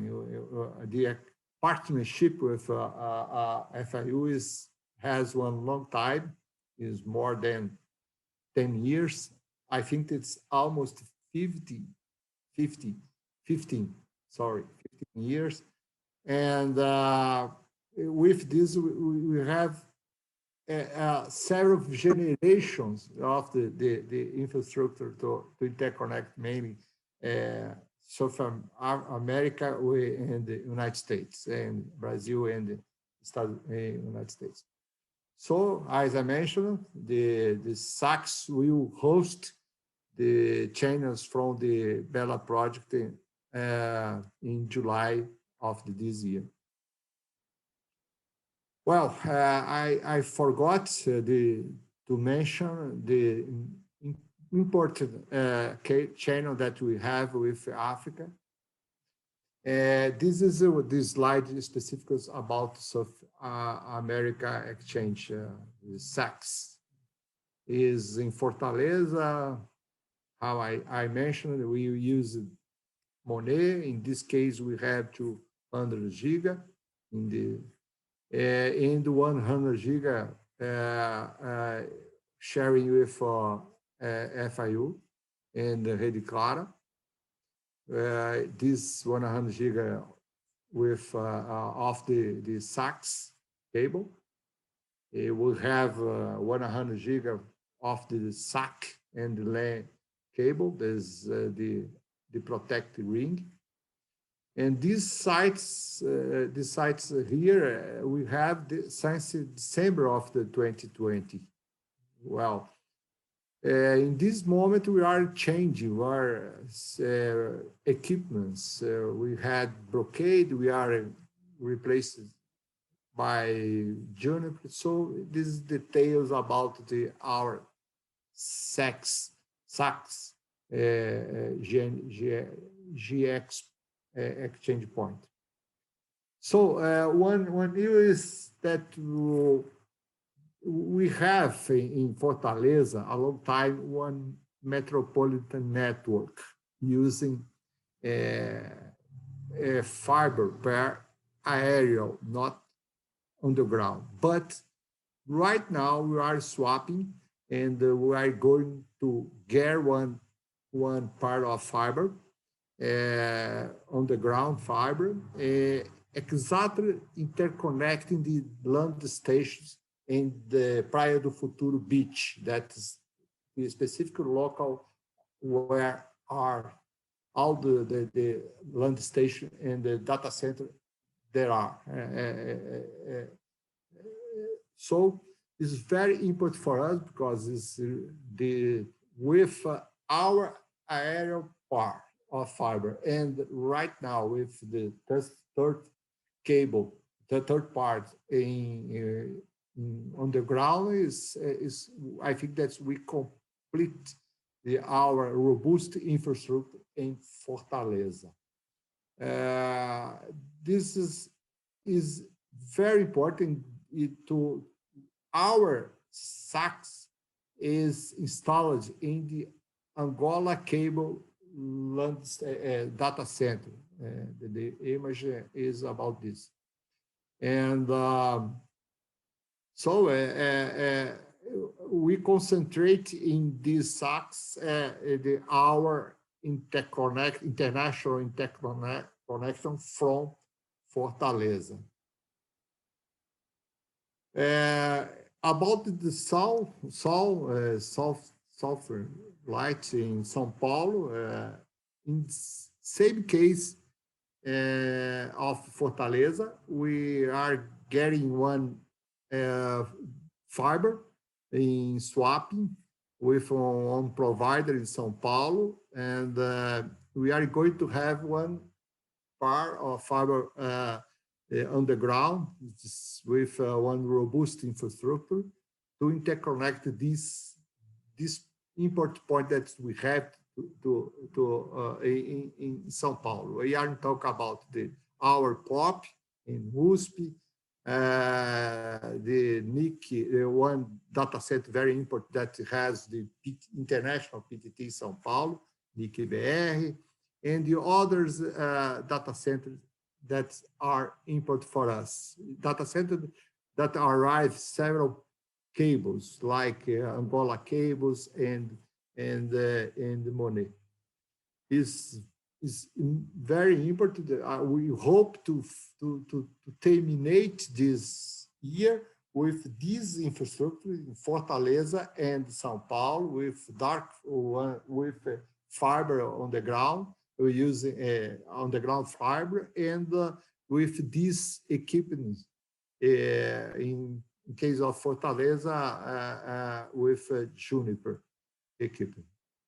Well, in this I didn't set, but both Fortaleza and São Paulo we are installing one DWDM system to complete our multiples 100 gig that we have constructed in our backbone.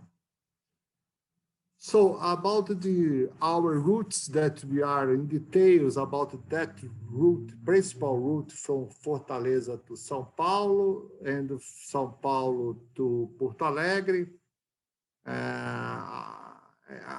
Saying about the São Paulo to Porto Alegre, we are operational part of this route from Curitiba to Porto Alegre, and we are finalizing this route from Curitiba to São Paulo in this quarter.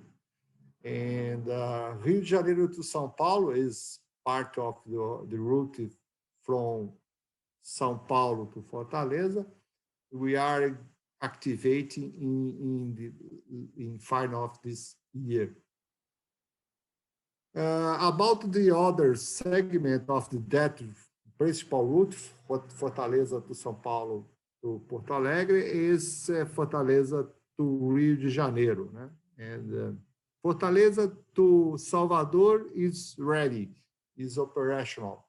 We have these routes in green activated, multiples 100 giga channels, and we are finalizing the Salvador to Rio de Janeiro. I hope to activate in the final of this year. Well, as conclusion, we are with our backbone 100 giga products going, and we are survived, we hope, with several problems, including the pandemic to to complicate our actions, and is missing two routes, important routes, two segments, São Paulo, in São Paulo, Porto Alegre, and Salvador, Rio de Janeiro. In fact, it's São Paulo, Porto Alegre is missing São Paulo to Curitiba. And the partnership with FIU, I need to mention, is very, very, very important for us. Including SAACC participate of this SAACC. Well, SAACC, the global exchange point, SAACC and Seoul, sorry, is missing. So it is important for us also because we have Fortaleza with several cables in São Paulo also. So is this, thank you. Thank you. Very nice presentation. Do we have any questions or comments at this time? Okay, I think everyone. Heidi, I will make a comment. I will make a comment, but I think it's just to highlight the presentations that describe the new exchange point in Fortaleza and the role of Fortaleza in the region, how strategic that is for the connectivity to the U.S. and to interconnect the different submarine cable systems that we're using. So I appreciate all the additional information that Luis, Eduardo have provided, as well as the presentation that Albert gave describing all the important connectivity in Santiago with all these international connections that are being made there. It's a good way to start and to segue into, I guess, we have a break now. Yes, we have our refreshment break, and everyone should be back 13:20 Miami time. Okay. Well, thank you. Thank you. See you in a half hour. See you. Bye-bye. Bye.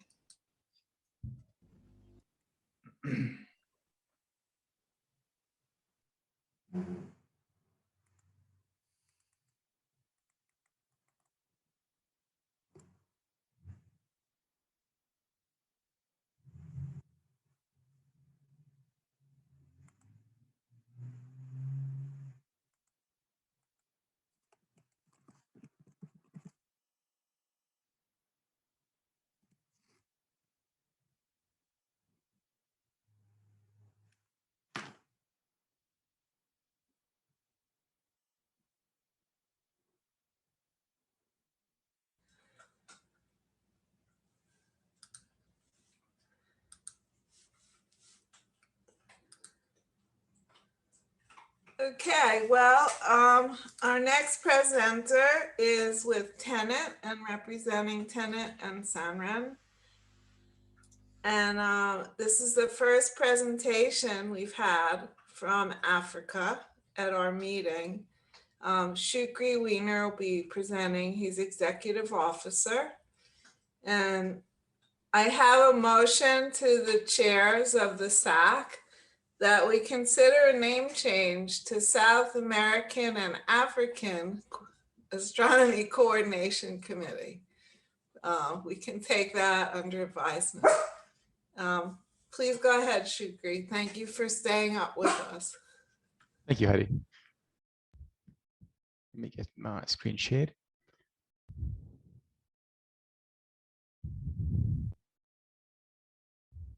Perfect. Can you see my screen and can you hear me? Yes. Yes. Perfect. Good evening, everyone. And I'm Shukri from Tenet.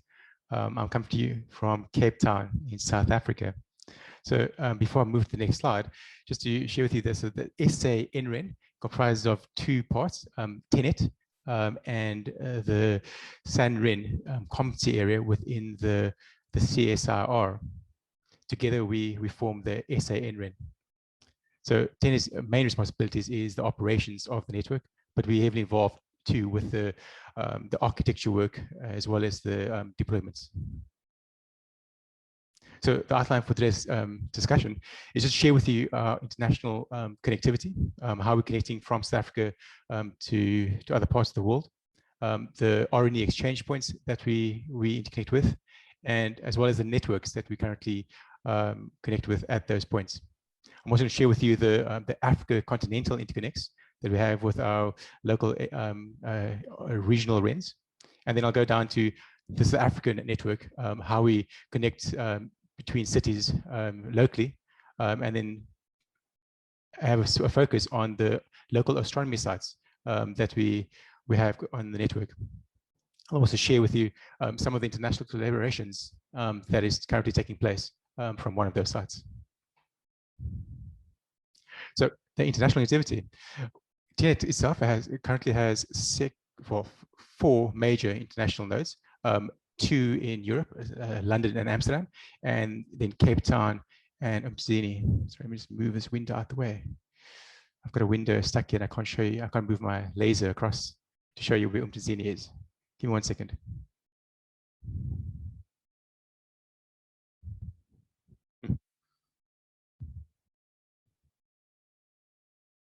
So what's happening is that with the precision mode, my cursor is hiding behind all the zoom windows and I can't move it away from it.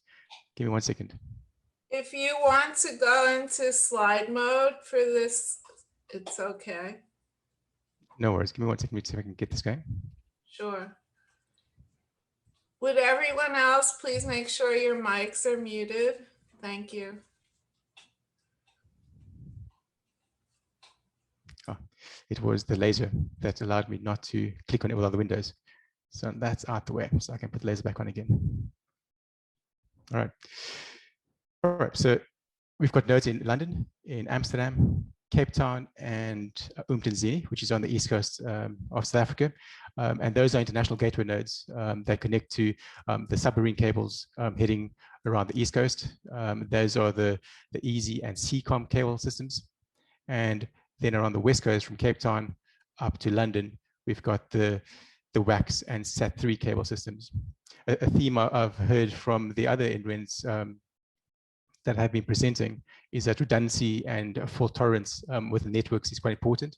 And that's why we went with 2 cable systems. We initially had 1, and then clearly we found very quickly that having 1 is a problem when it goes down, and submarine cable systems take a long time to get fixed. Then we also have the link that we collaborated with Ampath to get from Cape Town, Angola, across to Fort Laser and up to Miami. We're in the process currently of aggregating our WACS and CCOM capacity to 100 gig single interfaces to allow larger flows to use that link instead of having a limit of 10 gigs essentially, because these are all the 60 gigs is comprises of 10 gig circuits. So TNET has, or the SA NREN has at least about 8% capacity on the WAC cable system. So currently there's about 800 gigs available to us. We will turn that up as needed when the demand needs that. TNET is also currently working with the Equano cable system that goes from Cape Town all the way through to Portugal. So we're in early discussions there to see if we can get at least 12 waves on that cable system. So at the various international nodes, we then interconnect with the RNE exchange points. In Amsterdam, it's Netherlight, Giant Open in London. Miami is Ampath, and then we have the SAACC exchange point in Cape Town. What we find these open exchange points enabled us to do, the general model is that NRENs connect to regional RENs who then connect to each other. What we found is that as soon as we needed to have high capacity data transport between the networks, it forced essentially our regional RENs to then have to simply double the interface count to allow us to transit the network. Sometimes if we need to get to between Cape Town and London, we'll interconnect with, let's say, the Ubuntu Alliance there, and they will then transport us to a Giant. If we need to get 100 gigs from our network to Giant, the Ubuntu Alliance will then need to add in 2 times 100 gigs there, the router, simply just to transit our traffic. So what these exchange points have enabled us to do is to connect directly with the destination networks, just in making it more efficient for the data transport, as well as allowing allowing that the need for additional interfaces is not required. I'm zooming in on just AMPath interconnects. So right now, via AMPath, we're connecting to these regional and national networks. And I noticed that with the Zoom call right now, we're connecting to the Brazil Zoom servers. And because right now we don't have an interconnect directly at Fortaleza, the traffic is obviously heading to the US and back down. So the latency right now is about 330 milliseconds to the Zoom servers. So I'm hoping that when the Fortaleza exchange point's up and running, we'll have direct access to the South American networks at that point, and that should just improve latency even further. Without this AMPath connection, our traffic would have gone all the way up to Europe and then back down across the Atlantic and then back down through the Americas. And so that would have been at least another extra 150 or so milliseconds additional. So our Africa continental interconnects. So in Africa, we've got 3 regional RENs, ASREN on the northern part, we've got WACREN, the western, and then the Ubuntu Alliance around the eastern, central, and southern parts of Africa. We have interconnects with the Alliance within Cape Town and Umtenzini. We also have in UK and in the Netherlands as well. Hopefully in this year, we will have a connection from Lagos, from WACREN, down to Cape Town into SAACC. So what this allows then is that any traffic coming internationally, if it needs to go to another African country, at these our international gateway nodes, we can easily then hop across onto links to get us into other parts of the continent. So the national connectivity within South Africa. Our network initially started off with just a simple 10 gig ring that spanned through the major cities. And that has ballooned into many separate links. We still have many managed 10 gig circuits that'll be around for some time to come, but we've moved into the DWM stage where we have dark fiber now across South Africa. Unfortunately, it's not a closed ring, so portions between eThekwini, East London, Ibeka, and Cape Town have not been closed by DWM. But in what we'll do there is just get managed 100 gig circuits to close them up. What this has allowed us to do now is that we deployed a 96 channel DWM system that is both colorless and gridless and directionless. And this will give us a line system that's able to expand as the science requirements needed. Between all the nodes, we have at most of the major sites deployed 100 gig Juniper MX10K routers, and at smaller nodes we're using the MX204 devices, and the DWM network that is ADVA equipment. At this stage, we're running only 100 gig and 200 gig transport channels across the DWM network, but it has been tested to be able to support higher channels. Yeah. This is a bigger map of the South African network. I'm going to just zoom into the 3 astronomy sites, which is SALT in the Northern Cape, the SKA in the Northern Cape, and Hatra, which sits in Gauteng at the SANSA site. So we've got the Southern African Large Telescope connected via 10 gigs. This telescope is about 400 kilometers from Cape Town. Then we have the Sarau Meerkat SKA site. So Meerkat is the pathfinder for the SKA instrument, and it will be incorporated into that array at some point too. The distance to Cape Town is about 700 kilometers. It was decided that the correlator for the SKA project will be in Cape Town. So we're jumping very quickly from the current 10 gigs. We're moving to 100 gigs this year to allow for the work being done with Meerkat. And then by the time the SKA project kicks off proper, we'll have a DWM system in place to transport roughly 20 terabits per second to Cape Town. And then the third site is the SAACC site at Hatra in Gauteng. So Hatra, because it's quite close to Johannesburg and Pretoria, we're able to put some redundant capacity into that site, and it's going to connect at 50 gigabits per second. So I've reached out to a few of these sites to find out what international collaboration efforts they are currently participating in. Hatra came back and they're doing some interesting work. So the first is they're doing some south-to-south collaboration with doing geodetic VLBI observations with sites in Fortaleza and Argentina. These sites then send the data up to a correlator in New Mexico. So from the Hart to Bestport side, what they mentioned is that they transport the data over the network to Massachusetts, and from there they mentioned that it may be using the SneakerNect to get across to New Mexico, but that I think we still need to discover if that actually is the case. If it is, we're looking forward to seeing if we can get a point-to-point layer 2 circuits running all the way from Bestport to the correlator. Other work they're doing at the site as well. They're doing VLBI work with the EVN. So this has been up and running for some time now. They do operating in both real-time and recorded modes. For that, we've put up a layer 2 MPLS connection running between Hartbeespoort all the way through to Jive in Amsterdam. Because the MPLS, it follows any path that's available on the network, and should there be a failure, it just dynamically moves over. They also do some work with the astrometric VLBI under the auspices of the IVS and the Maser monitoring organization. So traffic to those sites just use the normal IP transit through the RE networks.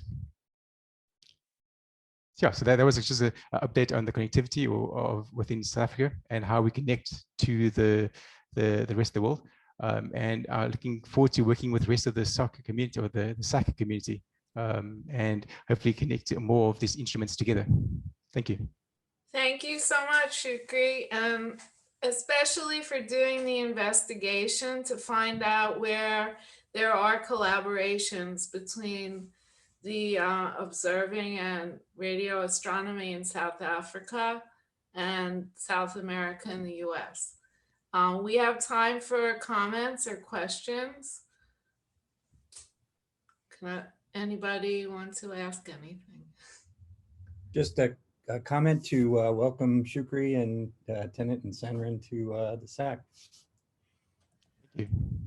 Yes, thank you, Shukri. Really appreciate it. This is a great opportunity to expand our work with the community there in Africa, and really show how these links can benefit the projects. Thank you very much. Absolutely. Thank you. Okay, so our next presenter is from the Energy Sciences Network, and that's Paul Weffel. All right. Hello, everyone. Can you hear me? Yes. All right. Hi, Paul. You're coming in clearly. Great. Let's see if we can do video.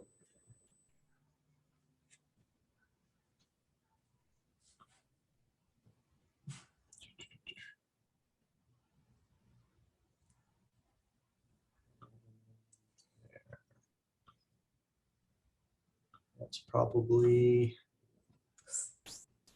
yes? Yes. You're excellent. ready. Thank you. All right, 2 for 2. Off to a good start.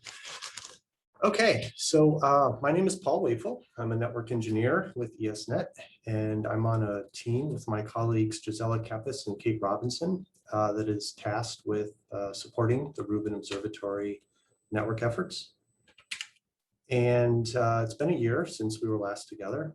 And so today I want to provide some updates on what ESNet has been up to during this age of quarantine.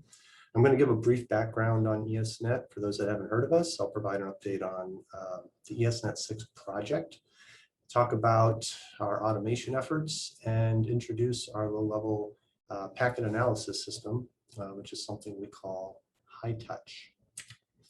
All right, so what is ESNet? We're a science facility in the Department of Energy with a mission to accelerate scientific research and discovery.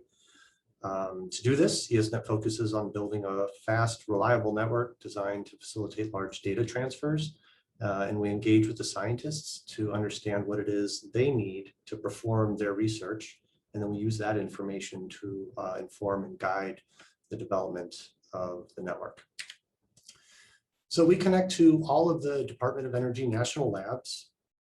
We connect to many other Department of Energy sites and hundreds of research and commercial networks, which provide thousands of researchers access to national scientific resources and international collaborations.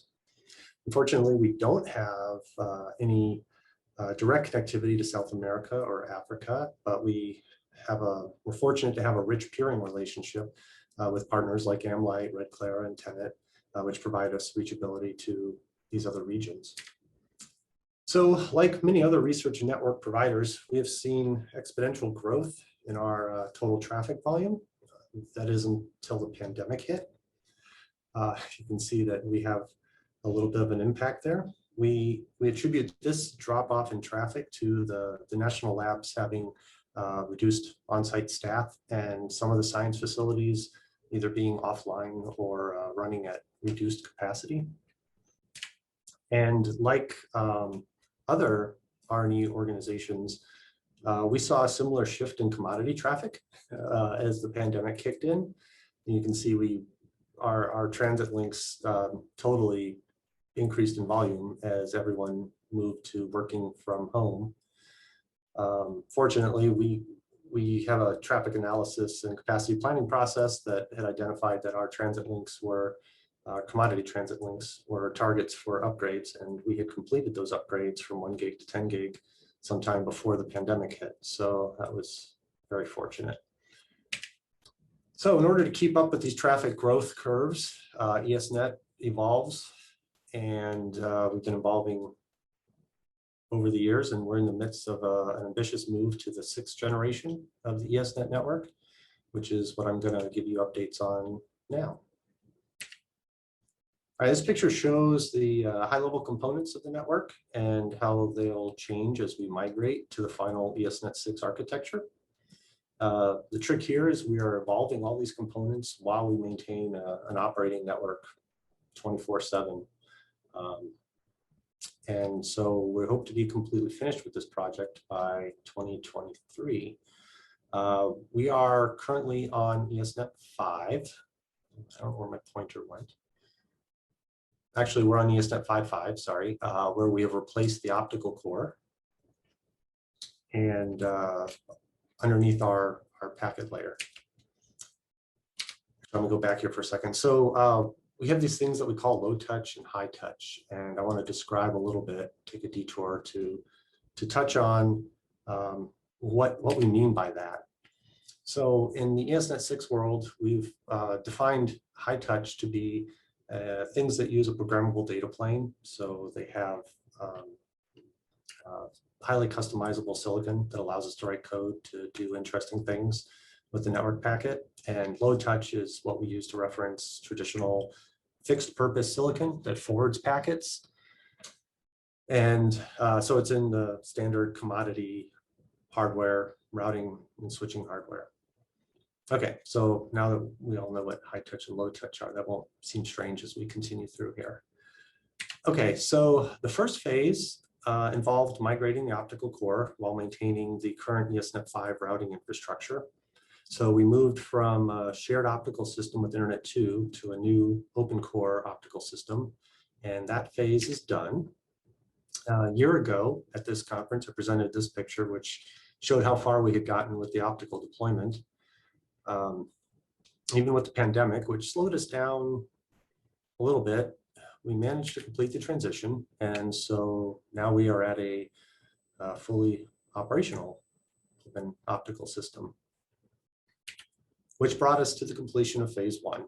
That involved, to get here, we had to qualify and extend over 15,000 miles of fiber into over 300 different co-location facilities. We had to install 272 amplifiers in huts spaced roughly 60 to 80 kilometers along the fiber paths. We installed 37 ROADMs, which is optical equipment for switching wavelengths over the fiber paths. And we installed 72 coherent groove transponders to provide 5 terabits of capacity to the current ESNet 5 system, and another 5 terabits to support connecting the ESNet 6 routers.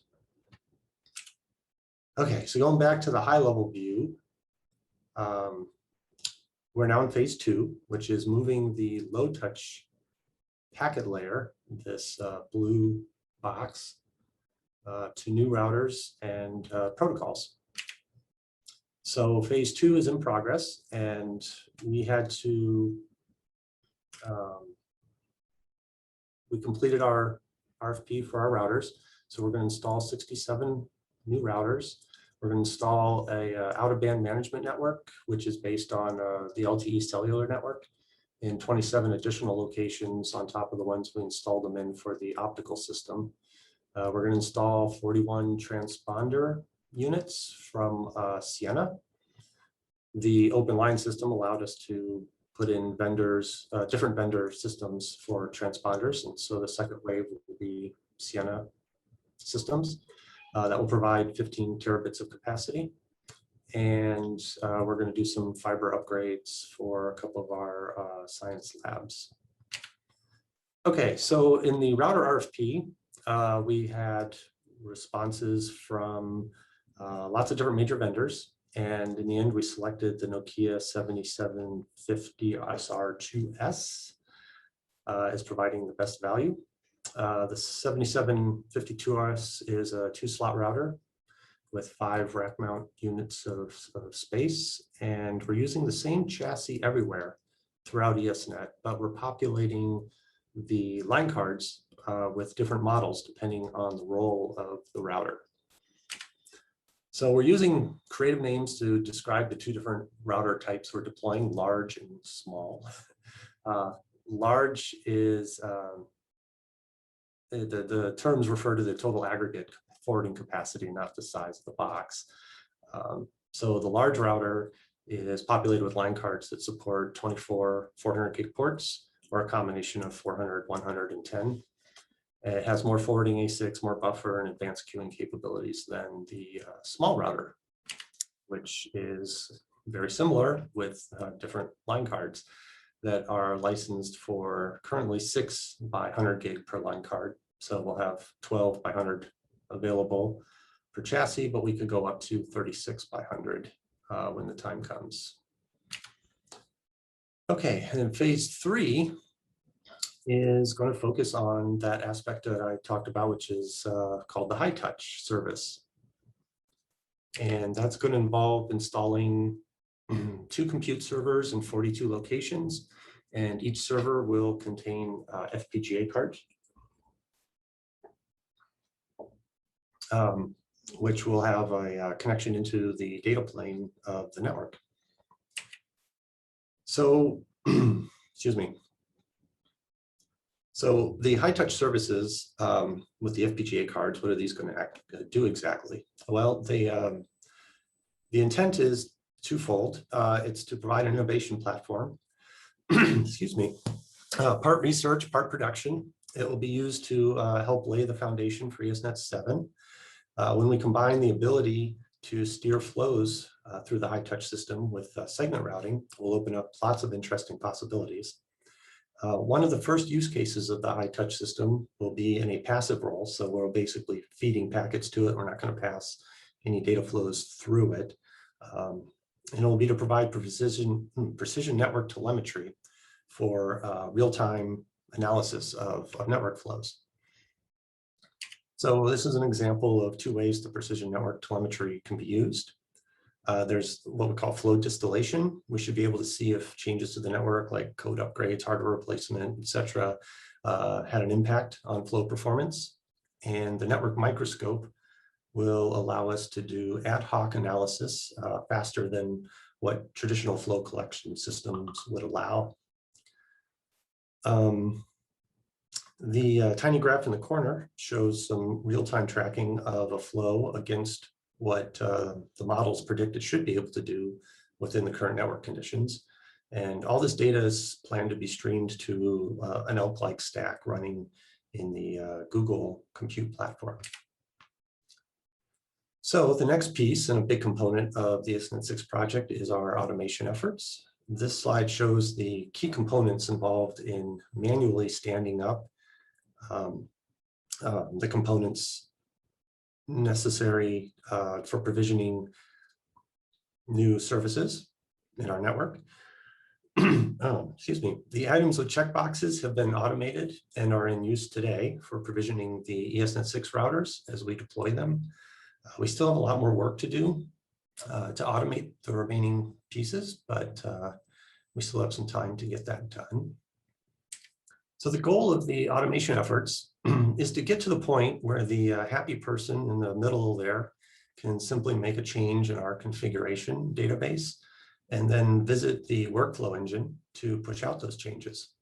The orchestrator, which is the SurfNet, we're working with SurfNet's system, does all the heavy lifting. And then NSO or Ansible, depending on what needs to be configured, handles the implementation and verification of the configuration changes. Oh, I seem to have a frog in my throat. So no network would be complete without support, and ESNet has three main areas of support that we will focus on. We have something we call the INOC, which is actually the service is called INOC. It's an outsourced service for managing the optical system. And you can imagine when you're running a large optical system with your own fiber, you have a lot of fiber break and fix situations, and the INOC offloads a lot of that effort from our ESNet NOC, which is an in-house team that handles most of the operational aspects, including what's listed on the slide, among others. And then we also have our network engineering team that does the items listed here, plus other things not listed. So when you combine all those pieces together, we get the ESNet6 network system that we are striving to get to in 2023. For the support of Rubin, we're planning to build a couple of optical waves between Atlanta and SAACC. SAACC is going to be the US data processing facility for ingesting the data from the telescope and providing the alerts. So all the data has to get from the telescope through the various network pieces and to SAACC. And there's that 5-second SLA that others have talked about for making that happen. So that's so the plan is to build 200 gig waves from Atlanta. We'll have a northern path and a southern path. And this is sort of a more detailed view of all the pieces that are going to come into play. Today, whoops, what happened there? Today we're going to have, we have BPLS circuits riding from Atlanta to NCSA, which is the current data processing facility during the construction phase. And then as we move closer to the operations phase, we will build out the optical waves going to SAACC, and SAACC will utilize the IP backbone to reach other collaborators in the Rubin project, IN2P3 and others. And so we have some transatlantic connectivity that we utilize to reach Europe. We have 4 circuits currently. We have the Hibernia South cable and the Lumen, which formerly CenturyLink, formerly Level 3, yellow AC2 cable, the Aquacomms cable, and the Lumen CenturyLink Level 3 Apollo 2 cable. So the TA circuits connect to a 100 gig ring in Europe. The lambdas for the 100 gig is provided by Géant, and we're in the process of upgrading that to 200 gig. In 2022, we'll be working on adding additional, excuse me, capacity of the transatlantic circuits, most likely through purchasing spectrum instead of leasing 100 gig circuits like we do today. So that brings me to the end, and I will entertain any questions.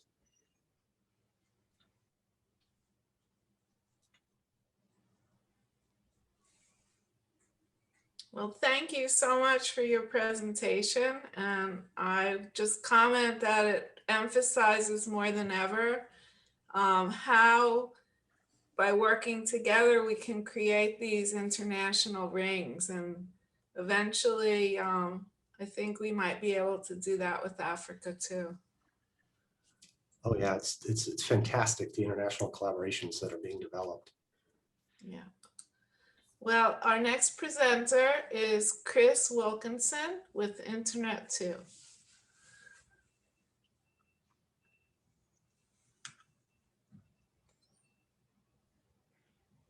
All right, good afternoon. My slide showing here, I can't tell, so. Yes. Okay, great. As noted, I'm Chris Wilkinson. I'm the Director of Planning and Architecture for Internet 2. Really pleased to be here today. I'll spare you all photos, but I spent sort of the first part of my career in the astronomical community. So it's nice to be back, at least a little bit for a few minutes. I'm going to talk today a lot in the same way as Paul about sort of upgrades to our domestic infrastructure and how those are going. We're on a parallel trajectory in many ways for ESNet. Of course, our missions are a little bit different, but the work that we're doing is very similar, as you'll notice some parallels. For those who aren't aware, Internet 2 is one of the domestic networks in the United States. We are a consortium of higher ed institutions and a variety of other folks. We run a network that spans all the way from fiber up through a routed network, including the associated software layers that spans the entire US. We have almost 50 add drop locations across the United States serving our various constituents, and that's expanding every year by 1 or 2 add drops as we expand our optical platform. There's a lot of interest in infrastructure sharing and other types of things that we get into with our members. We, of course, have a variety of international connectivity on the East and West coasts, including there's a larger consortium called AP-REX between us and PacWave that jointly operate 4 exchange points. And then, of course, we interface with Starlight and Ampath as well. We have a large amount of cloud connectivity throughout the United States, providing on-ramps and off-ramps in 6, actually 7 locations. There's one missing here in the central United States in Dallas. We're in the process of upgrading all of our services through an initiative called the NGI. I just wanted a real quick run through the types of services that our network has to support, because that frames everything that we do. We have a traditional IP routed service. We have a layer 2 service. We have the exchange point service I mentioned. We support foreign waves for our community that allows folks to bring their own transponders and light waves along our infrastructure. We have a traditional routed service called I2PX that taps into major cloud providers, including Zoom and Office 365. We have a more targeted Cloud Connect service that gets to AWS, Azure, and cloud. And then we have sort of a private interconnect service that allows our community to access effectively dedicated ports and exchange points. We also, as I mentioned, run spectrum services, wave services, and then we have some targeted IP services for internet access as last resort, and DDoS. So the platform work that we're doing all wraps around all of these services at all the various layers. The other thing that's happening, much similar to ESNet, is we're seeing exponential growth across our network. This is just a 6-year snapshot by month. The topmost line is the total of all of our traffic, and then there's a breakdown of layer 2 R&E and our commercial services in the different lines. But the take home is that there is a steady upward tick even over the last 6 years. And what this really drives is generational network improvement. So we were at 10 gigs in 2007 when we were carrying 2 petabytes. Now we're at 100, then we moved to 100 gigs in 2012. And now we're generationally moving from 400 to 800 gigs this year in 2021. So the NGI effort was definitely intended to be all-encompassing, not just a hardware update, but a comprehensive update of our software, our service models, and the underlying hardware to meet all of these 5 key initiatives that came through community study. What does this end up with? We're in the process of constructing a new software orchestration layer. We have capacity and scalability enhancements to make. We need to support a variety of science overlays and operational overlays at layers 2 and 3 in waves. We need to update our agreements with our community to make sure that they're all in line with the new services, both at an infrastructure sharing level and at a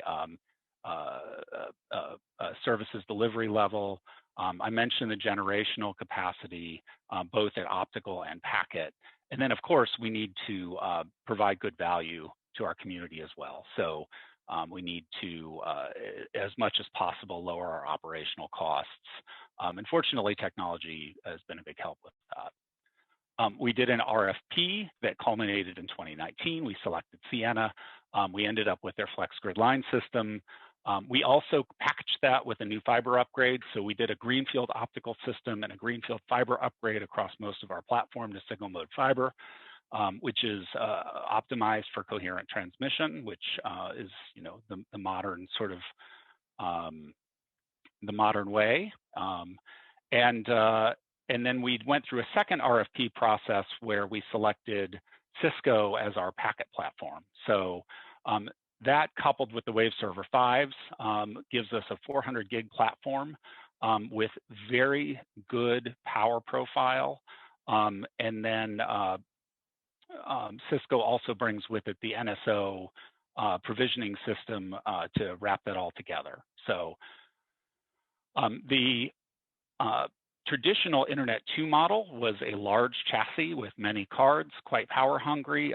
The new model that we're very hopeful on is a disaggregated one where you effectively stack multiple devices together.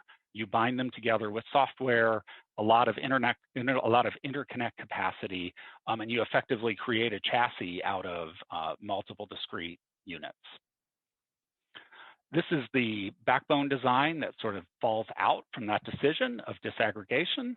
If you end up with 2 nodes serving as effectively line cards at a site, you need to connect them both to the adjacent sites. So the new Internet 2 platform effectively has 800 gig between all major points of presence. Some of them expand out to 1.2 terabits to provide additional capacity for science utilization. This is that platform. So every single line on this map is 400 gig native, switch to switch. And some sites are fed east and west by a single 400 gig, but they have an effective capacity of 800 out of the site. So very exciting, large amount of bandwidth. We're also in the process of deploying our performance assurance nodes to every single location on the network. This map shows all of the nodes that will be in place when we are done. The colored dots effectively, as long as they're not purple, which means optical only, they're a node that is in place and in commissioning. And we have basically, at the community's request, scattered nodes across the country to allow fine-grained test for you know, at any point from entry into the domestic network to any point through the domestic network. We're layering software on. We have a new software lead who came on about a year ago, who's building our software architecture and our software system. at the right-hand side, you can see all the discrete components. We've got our Wave Server 5s, our 8200s are in the blue box. They're fed by data out of our database and our Personar infrastructure to effectively measure network performance. We have MCP and NSO as our orchestration platform, and those are provisioned by OESS, which is our traditional user portal, as well as the NSO CLI, and then a more basic engineering type provisioner. So we're building that software stack from the ground up. We're bringing in tools that we've used previously so that we're not doing a complete greenfield on the software, and that there are tools the community is comfortable with. But we're definitely layering in a lot in the middle to make improved APIs, improved visibility into service performance, and a variety of other metrics. So how's all this going? We just completed our fiber upgrade. In this case, red is good on this map. Red represents all of the places that we've deployed fiber and optical system, the ROADMs infrastructure. So that work completed as of February 2021. We replaced about 80% of our IRU fiber that we owned. Some of it, there either wasn't a single mode available, or there were other complicating factors. We're going to push that up as high as possible over the next year, but that system's fully operational and carrying traffic today. Our packet install also just completed. Our field teams finished installing the 8200s basically at the end of last month. We started provisioning right behind them, both the packet platform and the performance platform. Of course, there were a lot of small things that we needed to work out. You know, cables don't get plugged in quite all the way, or a variety of other things, but we're steadily working through those problems. This is what one of our new nodes looks like. So at the right-hand side of the image is the disaggregated Cisco platform. At this site, it's an 8201 and an 8201 on top of each other, you know, stacked. And then there are obviously breakout panels and a variety of other things. Above those is the performance assurance infrastructure and our secure management network. And then at the left is our optical ROADMs and our Sienna Wave Server 5 infrastructure. We've been provisioning waves across the network. We're at about 85% right now. That's signified by all these green lines. These are all waves that are running at anywhere from 600 to 800 gigabits per second native on a single channel, all well within their margins and operating quite well. This is just real quick what one of the waveforms looks like next to our traditional waves. This is actually on a segment between Tucson and Phoenix. And this wider band is the new WaveLogic 5 band using 102 gigahertz channel. And then there's an older Wave Server 2, which was the original generation of Internet 2 40 gig, and WaveLogic 3, the newer generation of 100 gig. Mentioned performance. The orange dots here are our modeled performance from Sienna. The blue is our actual performance. You can see there's a pretty clear delineation between the two. As expected, you know, we're running anywhere from 100 to 200 gigabits per second between the model and what we're actually seeing. So lots of excess capacity to deploy for various uses going forward. Packet infrastructure, we are in active provisioning of that infrastructure. These blue lines each signify a link, a link layer connection between our Cisco 8200 platform. These are online. This was accurate as of yesterday, and the team has been provisioning 400 gig links across the country, all for basically the last 2 weeks. And we're at about 80%. We've got some gaps down in Florida and Jacksonville, and a few of our intermediate links, but it's coming along nicely. A little geeky view of what it looks like inside one of the Cisco 8200s. These are running iOS XR. This is a view from the Los Angeles link. Along the right, you can see Phoenix, Sunnyvale, Salt Lake. There's also a bunch of connections between the devices because they're a disaggregated cluster. So they have to talk to each other as well inside the site. But this is all coming up, and it's all going pretty well, at least at the link layer. So Lots of work being done on the transport layer and the software layer as well. We have MCP online. NSO is actively provisioning the platform. All of those are migrating towards operational status. And we're bringing the performance assurance infrastructure online as well. So our rollout schedule for the rest of the NGI program looks approximately like this. All of the work here in the top section is done. The optical platform's in, the packet platform's in. We've got our initial base load of software into the Cisco platform. And so we're doing baseline platform testing right now. I guess I didn't include that slide, sorry. We have about a month of baseline testing where we're testing buffering, failure modes, and whether our monitoring and alarming is working correctly, and that the software as delivered has all the feature set that we expect. We'll move into a migration phase that will end sometime in late September. And then our goal is to get our legacy equipment out in Q4 so that we can start to turn down our power. So we're moving in some sites from 4 to 5 racks of equipment down to 2. And so there's a significant operational advantage to downsizing that equipment. And so we're quite eager to move that along as well, so we can get a new baseline and move on towards service development and other focus things. Because right now we're very heads down on getting the platform rebuilt and running again. Touched on most of this. Where does this end? You end up with anywhere from 1.6 to 3.2 terabits of internode connectivity. Our members will have access to 400 gig as well as our exchange points. We'll have a full performance assurance mesh, and then we're hoping to layer in better telemetry as well as improving the self-service APIs and other types of things, all going forward. And I think I'm probably at about time. Any questions? That was a very nice presentation and amazing work that you're doing with Internet 2.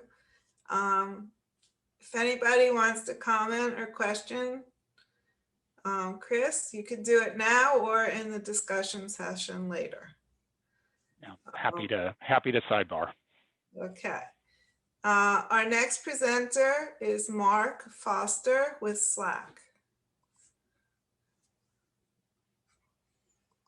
Oh, okay. Mark, are you there? Yes. We can see your presentation, Mark. But not yet. We can't hear you, Mark. We can't hear you, Mark. You're muted. This. How is that? Is that a little better? Much better. So now when my lips move, you can actually hear sound coming out.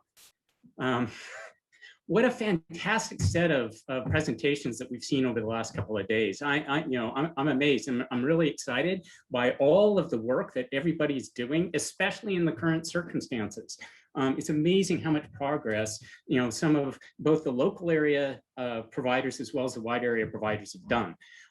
So here, this presentation that I've got here is for some of you folks, you've probably seen some of these details before, or they're synthesized from some other presentations, but it's talking a little bit about the US data facility and our perspective on the US data facility at SAACC.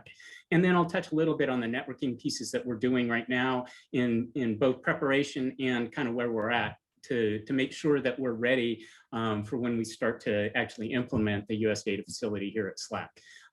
And so I got to get a pretty strong nod to Richard Dubois and Phil Marshall, because most of the content here is from them. To the extent that there may be some staleness in some of the slides, I'll try to caveat those as well. We recognize that the data facility itself is really, it's international, it's matrixed, it's multi-organizational. And so to that extent, you really have to make sure that it's part of a village.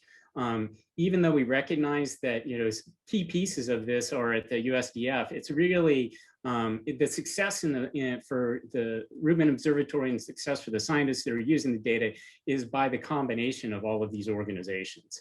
And right now, the target is that a big chunk of the data comes to USDF, but then there's some of the data release processing. Half of that's cited at IN2P3, and a quarter of it's cited at the UK data facility. But one of the most challenging things that we've got, that at least that I've seen, is some of the initial prompt processing that's got to happen. So it's very tight time bound.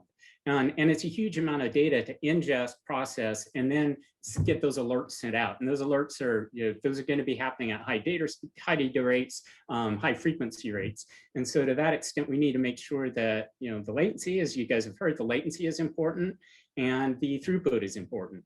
And so right now what we see is that, we're targeting an upbound or northbound data flow of approximately 40 gigabits right now. In the future that may expand, but that's sort of what we're targeting right now in terms of coming from the base site. And recognize that the real heavy lifting here is done, raw images getting to the base site. And, we get a little trickle from the base, what amounts to a trickle from the base site to the US data facility in terms of the total data. And so it's actually, there's a huge amount of effort that's being done both in the networking and the initial data processing there to get it up. Our goal here is, data to SLAACC in 6 seconds. And then the alerts are generated in 1 to 2 minutes. That's going to require a lot of local processing and a lot of fast local storage to pull that off. And so, after the alert processing, then there's the data release processing, which is, that's a much bigger elephant in terms of the total amount of data. And I've got a chart later on that looks a little bit at what our forecast is there and how that kind of merges together with what we've got. But it's similar linkage, network linkage, but the other piece of this is the data arrives at the US data facility, and then we've got to push it out to these other places, and pushing it out to these other places or making it available to these other places requires significant networking as well. And so it's great to see, for continental US, it's great to see both Internet 2 and ESNet having built out their infrastructure in ways that it's no longer a sort of this scary prospect to say, oh, we need 50 or 100 or 200 gig in terms of the data throughput. Or if maybe we need 50, they say, well, that's going to exceed our capacity with all of the other background traffic. And so we can't really afford to have that be contested traffic. We need to make sure this is built. And that's part of what we saw in the in what Paul gave as the ESNet piece. We've got dedicated circuits that go from Atlanta on dedicated optical circuits. Part of the rationale there is to ensure that we've got that capacity so that we're not competing with other traffic. And we may look later on at some ways to continue that same resiliency, but realistically, we need to make sure that we've got good, really good high throughput connectivity to these other DRP sites. And so, in some sense, it's like, well, what does this mean at SLAACC itself? And here's some things where we're looking at this facility that we built that's been built fairly recently, and we're growing it, and we're certainly growing it to accommodate the needs of Rubin. But what we see here in these charts is both CPU utilization as well as storage utilization. And the storage is disk as well as backup, tape for archival storage. And so, I think the salient point here is that the storage piece is dominated by Rubin. If we look at this, the disk storage chart here, you can see that our targeted growth here is quite tremendous. And, years ago, people would come to me with those kinds of requirements, and I'd say, well, the first thing you need to do is clear a lot of land, because you're going to need to build some buildings to hold all the disks. Well, this disk needs to be pretty fast. And so, yeah, we're doing exactly that, where we've got active planning underway of how to accommodate in 3 different buildings that are at SLAACC. 2 of them exist, and 1 of them is in development, that the construction is going to start later this year. And so we'll be able to kind of expand and grow into sort of these multiple buildings that we've got at SLAACC, so that we can accommodate that. And they're close together, deeply tied together with fiber, so we can make them kind of fuse them together as one. Let's see, what else was I going to say on this? I think the other thing that I want to point out is that the shared data facility, we have a number of other projects, and even though they're significant, they pale by comparison in some of the in and out data flows to what we need to do for Rubin, as well as the storage piece. And so from that standpoint, I've got 2 slides here. This is kind of my most dated slide, especially since I've seen some of the other presentations. This is a bit more of a sketch with incomplete information and some of the other stuff that's been presented today and yesterday. I really should have updated this slide, but I didn't want to like update it and then make some mistakes and not have picture to show you. So, but I think part of the piece that I want to show here is, yes, there's a big chunk to get us from the observatory through these very well built and recently updated networks, through FIU, through AMPath, into and then onto Atlanta. So these dedicated 2 100 gig fiber links into Atlanta, and then we get from Atlanta to the USDF via ESNet fiber, via ESNet lambdas. And but then we also leverage ESNet right now, at least that's the plan. We leverage ESNet via Renata and Jean to get to the sites in Europe. It's also interesting because Atlanta, this Atlanta location is a good handoff site. There's a lot of rich peering. Paul mentioned rich peering, and this is one of those things where I'd say we'll be able to do at least some amount of activity. It may be hairpinned, where the traffic comes over to USDF, but then it needs to head back, and it goes back by ESNet, and that peering may happen in Atlanta to Internet 2. It may happen in other locations because ESNet and Internet 2 have rich peerings all over the place. But it's one of the ways that we get to Arizona, to Tucson and Arizona. And there are other places that both Internet 2 serve and ESNet serve that will have scientists that are interested in this data. And so by connecting up and having interconnection between these 2 very rich and robust networks, it provides us international connectivity as well as national connectivity to researchers around the continental US as well as internationally. And so inside of the, kind of flipping back to the USDF, inside of USDF, both current and scaling is important as we build out this facility, as we build out the processing. And so my cartoon here is saying we have a whole bunch of servers, and they are in,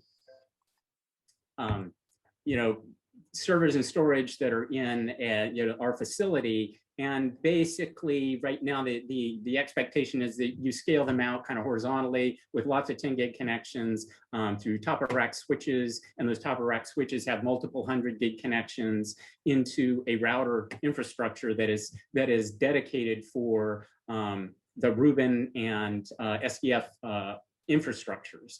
And so that also grows horizontally. It's kind of, it was neat to see Chris's diagram, Chris Wilkinson's diagram of how they've disaggregated from chassis. And we started doing that a couple of years ago, where we had lots of older chassis, and I disaggregate by using individual smaller routers, but then you bind them together at the hip and use some software to manage them. And that's kind of what we've got going on in these router pairs that you see here, is that we can grow those out kind of horizontally to increase the total aggregate, but also to change out to upgrade the ports. And so right now, the infrastructure that I've got drawn, sketched here, it's all based on 100 gig interfaces, and we can do multiple hundreds. And so that's the point here, is right now it's 2 by 100 into the ESNet optical infrastructure. And we're set up so that because the ESNet optical infrastructure is a multi-terabit capable with multiple waves, multiple interfaces through the transponder aggregation that they've got, we can actually grow this to multiple hundreds right now, with the anticipation that in the next year to 2 years, we'll be able to implement 400, and then we can grow that to multiple 400s. And so throughout our local infrastructure, sort of our campus or our local building infrastructure, we've got multiple hundreds now, and we'll be going to multiple 400s as kind of as we can track that in terms of the technology. With respect to the servers, some of these servers may come online with 40 gig interfaces, 50 gig interfaces. Some of them might even have 100. But we do have some servers right now in part of our SDF infrastructure that are connected at 100. And certainly this architecture admits that kind of interface and that kind of construction. Sorry, I've been yakking. I should have paused. Did I hear a question? Okay, great. I think part of what I'd like to point out, Paul mentioned that they just finished the optical, or the optical infrastructure is finished. They're just getting very near finishing some of the routed infrastructure. And as it matters, of course, as it would happen today, as I'm making this presentation, the ESNet installers that are installing network gear here for ESNet 6, routed network gear, just called me on the phone, and I had to sort of put that call on because I'm presenting to you guys. So as quick as I get off of this, I got to go run down and see what's up with them. Another old picture, but this is one that was given to me by Richard. But we saw a really nice picture yesterday, and we saw a really neat video of them pulling this assemblage and setting it in. And so you can say, yeah, this is clear back from 2019. So it was a work in progress when this picture was taken. I still like the picture. So questions, anyone? I like the picture too, Mark. Very interesting. And thank you for joining our committee meeting for the first time. I think you'll be a staple going forward. Well, thank you for the invite. It's been a pleasure seeing what's gone on, seeing all of as many of the presentations as I could. I got pulled away a little yesterday, a little bit this morning, but it's been fantastic. And thank you very much for the invite. What a great set of folks. Mark, thank you. As pretty as the picture is, maybe stop your presentation. And we have some time for discussion and coordination, and I think Julio will moderate. Okay, happy to do that, Heidi. So we are actually a little early into our open discussion and coordination period. So do we have? Well, this is to encompass the entire day today. Are there any questions to any of the presenters that that we had today? Yes. I have a question for Mark. Hi, this is Julio Constanzo, IT network engineer for Rubin. Please go ahead. Basically, I want to know more about the infrastructure that you have on the USDF, on how, what kind of infrastructure you have on your side, and if you're working with the automatization right now, and what kind of it, and your experience about it. So you're curious about the local infrastructure? Yeah, you show us a diagram basically with our redundancy links. Basically, Rubin is undergoing on a migration. So whatever input that already is in place or is running right now is good for us. So basically, I want to know what kind of infrastructure that you have right now, like kind of a routers. If you have, for example, an MLAC topology supporting a layer 2, or if you have a VXLAN layer 3 topology. So if it's all right, I'll share this again. And so you're saying what part of this is real and what part of this is imaginary? No, I'm trying to check what do you have from the Rubin routers to the basically to the servers. What kind of infrastructure do you have? If you have, for example, layer 2 or layer 3 fabric to connect those. Oh, so yeah, so it's all layer 2, right? So these are top of rack switches, and so this is it's fat tree topology. And so in essence, these routers would be the core of that, and we build them out horizontally as we have more and more of these top of rack switches. Right now, those would be 48 ports of 10 gig with 6 ports of 100 gig, 40 and 100 gig.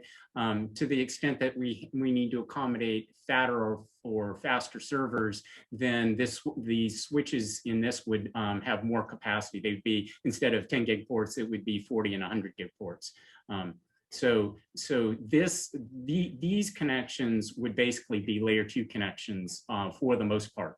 There may be some cases where you'd say, we need to set up, say, a separate enclave that might be purpose for, say, DTN-ish sorts of things, and it might make sense to separate that out. But that's something that I don't think, you know, certainly how we've done the other piece that's related to the SDF is that it's sort of what you see here as a set of switches that are layer 2 interconnected to a set of routers. Okay, great, thank you. Thank you very much. Any other questions or comments to presenters? Well, I have a question that's sort of open. I don't know who the best person to answer this is. I guess it's for our South American friends. About Valparaiso, Chile, there's like 5 subsea cables that land at the cable landing station there. And I think I only saw like one map that showed a 10 gig circuit going to that location. I'm wondering if it's strategic in any way for getting connectivity there, just to have a specific path to other locations that's not subject to Atlantic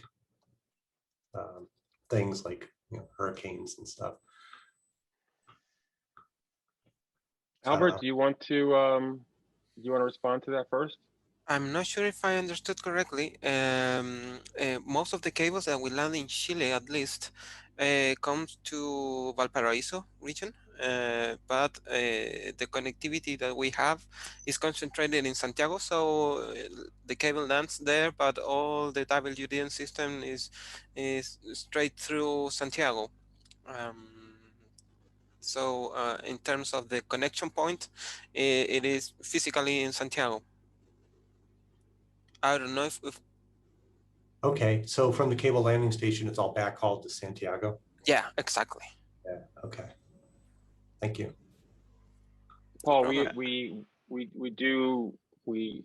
as a group, we track the activities with those submarine cables on the West Coast. There's been some new ones, like for example, the Google cable came into service a couple of years ago, and there are some new cables that are also at different stages that will be very, very useful, especially south to south. So we certainly are tracking that. Is that cable that you just, is that the Pratt cable? P-R-A-T? It might be. I have to look it up. The Pratt cable you mentioned, Paul, I think it is a private construction of a submarine cable that runs all over the coast from Arica in the north up to Puerto Montt, I guess, in the south. But that was built for a private company. Okay, so you can't get any capacity on it. No, it only connects the Chilean coast. I mean, it's to have a different road from the terrestrial. That was actually the only one that we have until that project. Okay, yeah, there's a private company doing something similar along the east coast of the United States to avoid the pitfalls of all the fiber cuts that they were getting along their corridors, the terrestrial corridor. That's the same goal here. Okay. All right, Eli, you have a question? Or you have your hand raised? Yes, I do. Go ahead. So it's not necessarily a question, more of a comment, but I wanted to compliment Albert on all of the improvements that he described in Reuna, and just say, you know, especially the build out of the POP up in the Atacama is going to be really important for Simons and for CMBS4, and I very much look forward to collaborating with Reuna again in that space. So I'm very glad to see that. This is going to be really good. Thanks, Ale. Your help has been extremely helpful, and we are looking forward to have that pop up and running as soon as possible. Yeah, that is great progress. It was really good to see all that activity going on since we met last year.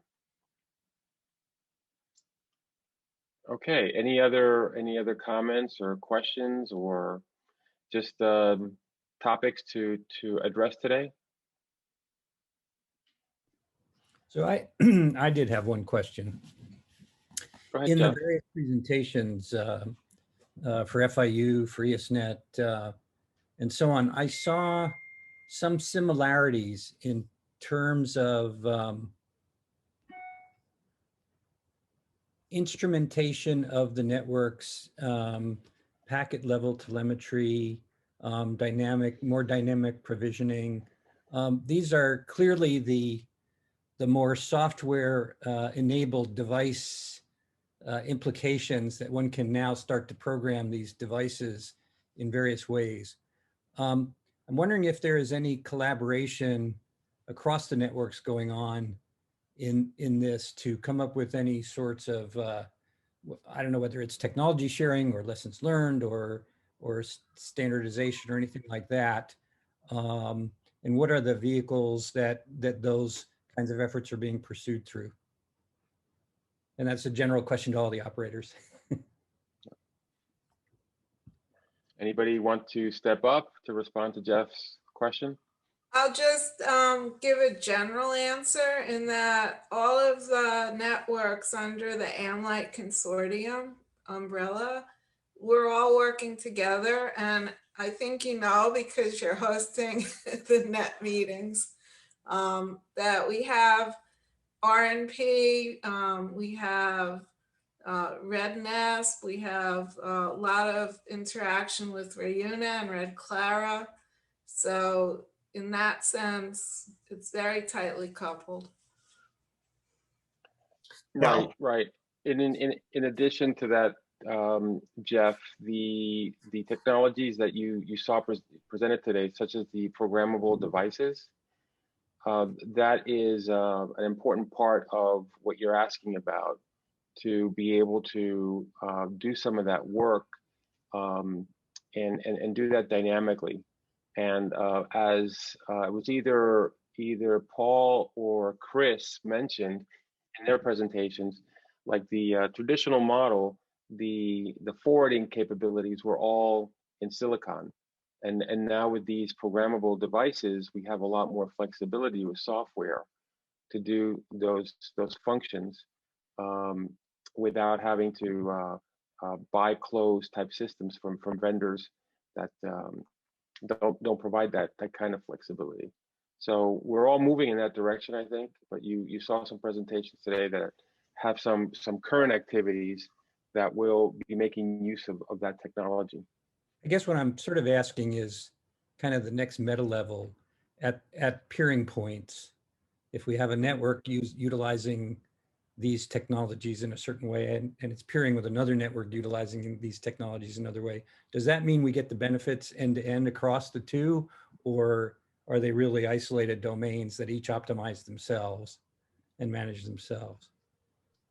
So that is one of the challenges that we have, because even though you have the technologies available, let's say at a peering point with two networks that do that, there's also the policies that are involved between these networks to make sure that there is the flexibility to exchange that information. So even though we have this capability in different ways, you have to have the openness, and so that's part of what we're working on as well. In one example, FIU has a project with ESNet that is involving this programmable type of devices for being able to exchange information and being able to program the endpoints so that we automate the flows that go across the endpoints and cross each other's networks. So that is something that we will show and be able to, in some ways, share among the community to benefit these science projects like Rubin and others that need to have very fast transport capabilities, at the same time having a larger, a deeper visibility of the network topology to be able to do dynamic types of activities on the network based on congestion or different network conditions that are going on that could impact the service requirements for these applications. So, you know, ESNet and FIU are working on that today. So Jeff, let me complement both answers. There are multiple layers of answers to your question. So we have the community has the Open Networking Forum. There's the IETF. There's the ITU that are right now specifying protocols or standard ways for you to communicate with the devices, right? So there's standard ways for you to do, like P4 runtime is specified by a group, netconf was specified by another group, and OpenFlow was another group. So that you have those languages. And eventually in the past, when we decided to do this, ESNet created the IDCP with the Oscars. Internet 2 was also involved. Internet 2 came then later with OpenFlow. There was that need that, okay, so now we have the language, but we need the software that does the business. And what happened was there was a lot of isolated software development efforts. And eventually the group, this community, and also the commercial community start getting together in those venues like IETF or ONS, and then later into, for example, Internet 2 Technology Exchange, GEON, and groups like AutoGo were created to try to create solutions that were end-to-end, solutions that were compatible in a way that there is a protocol, there's an API that two different domains could talk to each other and don't become islands. There were multiple initiatives like this, and we are in the point that we're always revisiting this, and there's always these orchestrator projects, and there's, for example, there's Sense that is trying to create some sort of a high layer of abstraction above all those solutions. Atlantic Wave STX that Julio presented also wanted to do something like this. The AutoGo, and now it's integrating with Sense, also wants to do this kind of stuff. So there are multiple isolated initiatives that where those institutions created their own software, and that was one of the reasons MLI created, started working towards its own software development with Kitos, was because at that point there was a gap. There was no solution that would fulfill all the needs that our network had.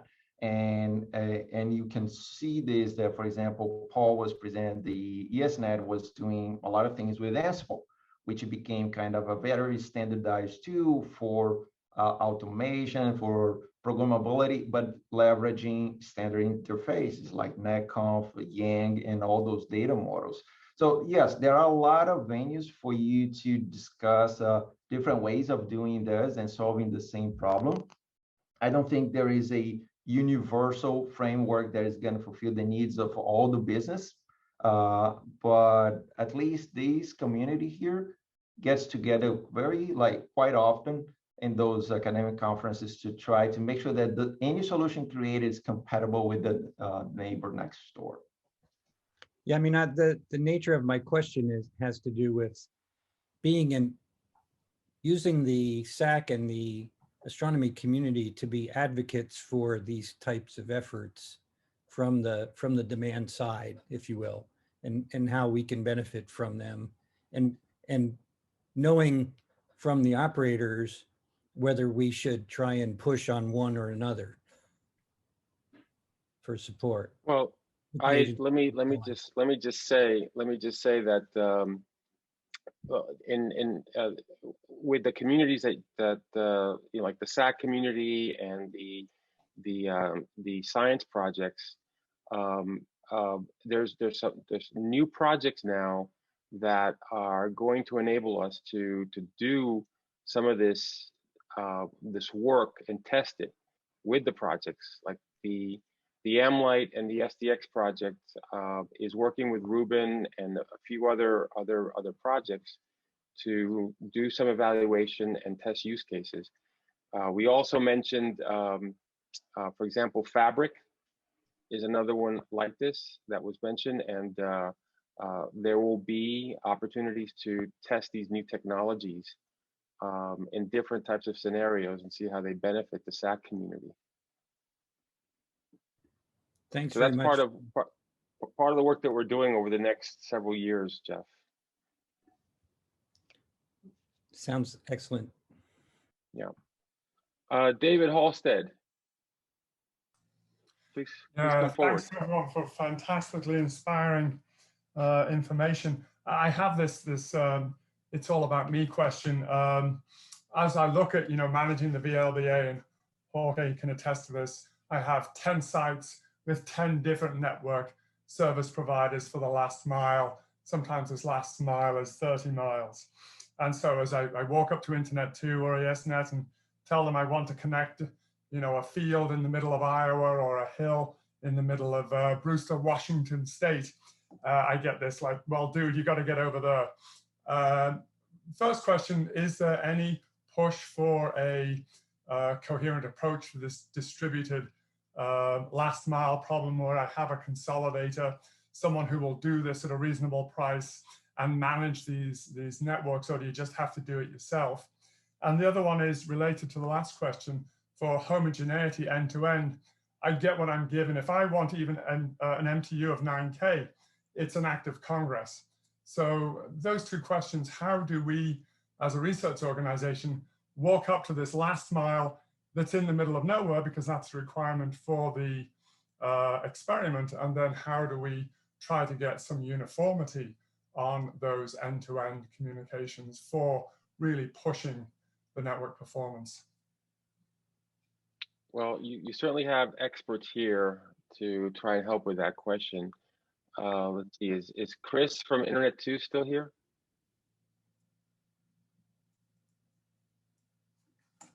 And usually I2, don't get me wrong, we get to I2 okay, and everything's fine. Maybe I see that Eli is still here. Eli, do you wanna take a stab at that? Sure. So okay, so you did a very nice job of asking a simple question with a very complicated answer. Call Horizon, we did, and they gave us a very scary number. Right. So if you call a commercial carrier for something like that, they're going to give you a quote that says, "Stop talking to me," right? I've been in that position before. It was like, I'm forgetting what we were asking for exactly, but it came back with like $1.2 million a month or something like that. It was a get out of my face number, right? So yeah, okay, fine. So I agree that it would be good if the community were better able to manage things like this. There are some constraints. Some of those constraints are technical, some are economic, and some are sociological. One of the sociological difficulties that we have as a community. So if you take an ESNet or an Internet 2 or an AmLite or lots of these RNE networks, we ride on top of infrastructure built by the commercial carriers, right? Because so ESNet, we don't have like bulldozers and trucks that we can use to repair fiber and things like that, right? So we're reliant at the lowest level of the infrastructure, right? The conduits and glass and whatever on what the carriers build. There are places where we have gone and built our own. But you still need an entity that you can contract with in order to provide, the maintenance that happens when a storm takes a pole down or somebody hits it with a backhoe or whatever, right? And so that's just it just makes it hard. That doesn't make it impossible. And so that now I'll get to another sort of sociological part, which is that what we need is for the entities that undertake these larger projects to understand that high-speed network connectivity is important, and to include that at the beginning of the project instead of near the end. And I want to be very careful here not to accuse anybody of doing anything wrong, but sometimes a fiber build can take multiple years, right? And so getting your network provider in early. So one of the things that we're experimenting with in ESNet is this idea of co-design. Right. So I'm actually embedded, me personally, but I'm not the only one. I'm embedded in a couple of large-scale strategic science projects, right, with the intent of bringing knowledge of networking into the planning and architecture phases of those projects. And so far, that's turning out to be valuable for us. It's a little resource intensive, okay, because that's not something that the R&E community has typically done. But you know, if you look at the degree to which at this point ESNet is embedded in Rubin, for example, or you know, I'm here, so Paul and Gisela and Kate are here with Rubin hats on. I'm here with a CMBS4 hat on, right? Even though it's the same networking organization, right? Because different of us are embedded in different projects. So it's resource intensive. It's turning out to be a good thing to do. And so as a sociological construct, bringing in the networking people in the same way that you would bring in the computing people or the applied math people or whatever. So I think that there's some terraforming that we can do in the ecosystem of our science collaborations to do a better job with this, but it's not going to be easy. And in some cases, you know, as you point out, right, the numbers can be really scary, right? So I mean, if you want to trench fiber through bedrock, that's like not cheap, you know. So you know, I don't have any answers for you. I think I have some ideas about stuff that we have started that is working and that might move towards a solution space. Well, and the idea of broader impacts, you know, we're lighting up on the way. I mean, everything's on the way to somewhere else, but it's not a metropolitan hub. But the idea that, you know, NTSC funding and those kind of pots of money that the government puts in, this is an anchor institute. It's like a 50,000 person university with, you know, 2 folks in a building with a dish. So that idea of this is an anchor tenant, it just doesn't look like one. So you've made me feel much better. I am not alone, unless I'm in a field in Iowa, in which case, you know, it may be. But those build outs, start them early. I mean, NGVLA, there's at least 50 of these sites. Okay. Right, but so here's the other thing though. If you say, okay, we're going to make an investment at that scale, means we're going to run it for 50 years. And so investing in some tubes in the ground that you can pull, you know, fiber today and maybe, you know, magical quantum fiber in, you know, 20 years or whatever, you know, I don't know what's coming. That's probably useful, especially you're going to have to put in an access road to get there anyway. So trench alongside it. But it's a lot easier to do those kinds of things when you're doing all the rest of the build. It's much more expensive to retrofit them in later. Very good point. Okay, very helpful. Thank you.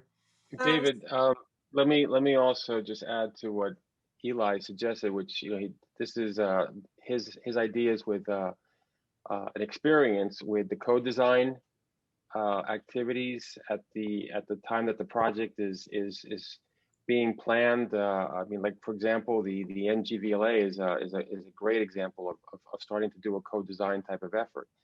But let me just also add that there are already organizations available for you to consider. Like as you were asking about the backhaul and the last mile, Internet2 and ESNet are excellent resources to approach.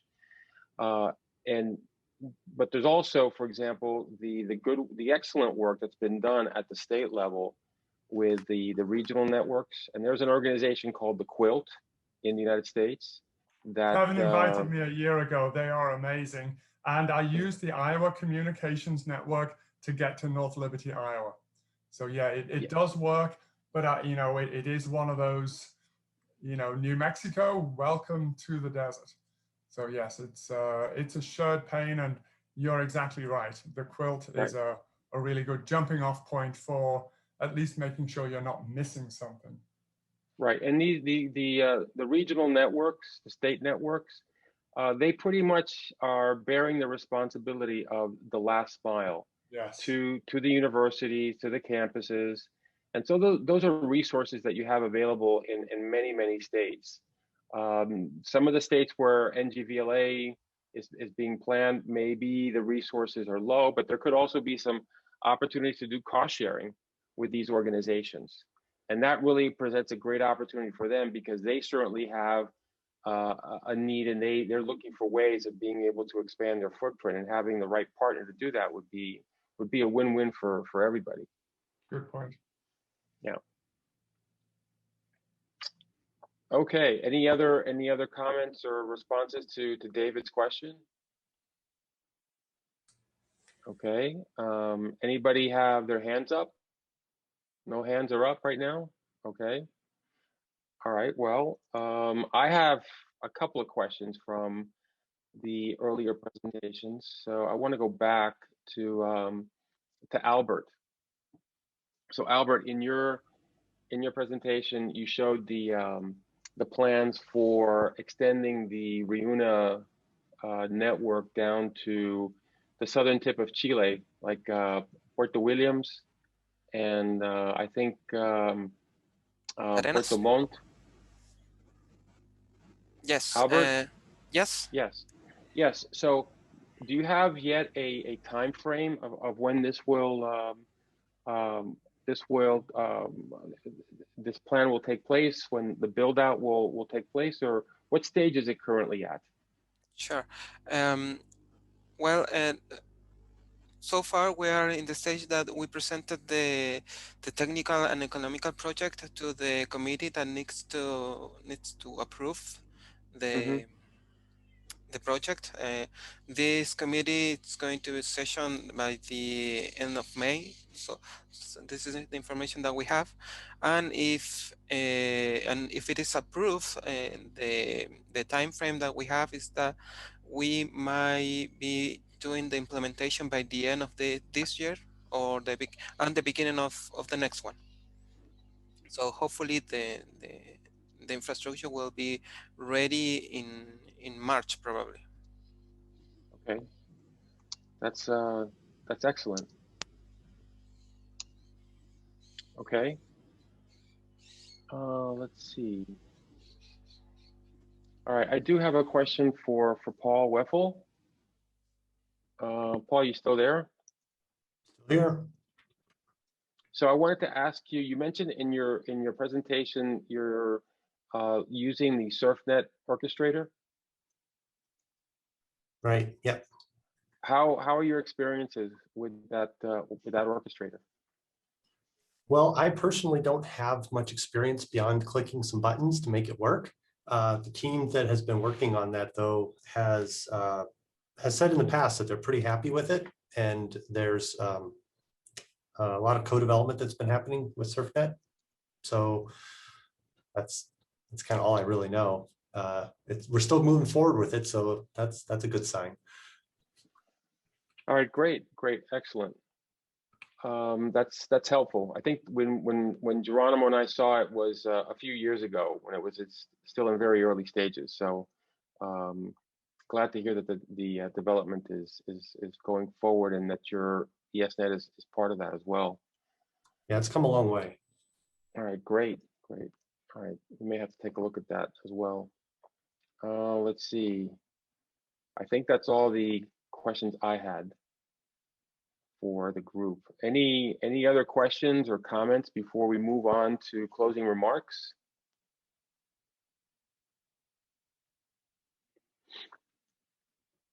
Okay, well, let's see. I will start off with the closing remarks, and just mention that first of all, I really am very pleased with the presentations, the participation from everyone this year on the SAACC. We've made significant progress since last year. A lot of changes as well. We're just excited to be working with this community, and being able to keep making progress in the use of these research and education networks by the science projects. And I just encourage encourage the science projects, from what you've heard today, to engage more of us in your planning and your designing of your projects. There were a number of projects that mentioned the Astro 2020 decadal plan. So if I interpret that correctly, it tells me that they're still in the planning and design stage. So please let us know if we can help you with any of that. going I forward. think we're just waiting for the report to pop out. It has been delayed. Okay. All right, so let's see, with next steps, we will be posting the slides and the recording to both days on the AmLite project website. So that will be made available very soon. If you have not yet uploaded your slides, please upload them as soon as possible so that we can have a complete slide set available.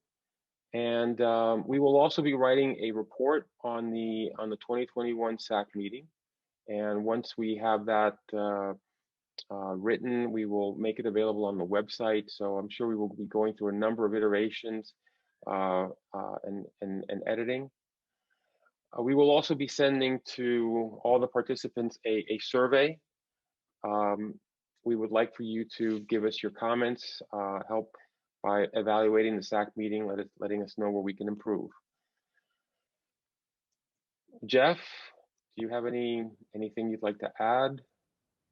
Just once again, thanking all the participants. The quality of the information is outstanding. And it's been a privilege again to chair this, this event along with Julio, and looking forward to hearing more as more of a participant in the future.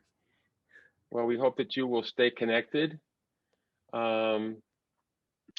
with us for the next this year and next year. So I know you have some plans, but don't go too far away.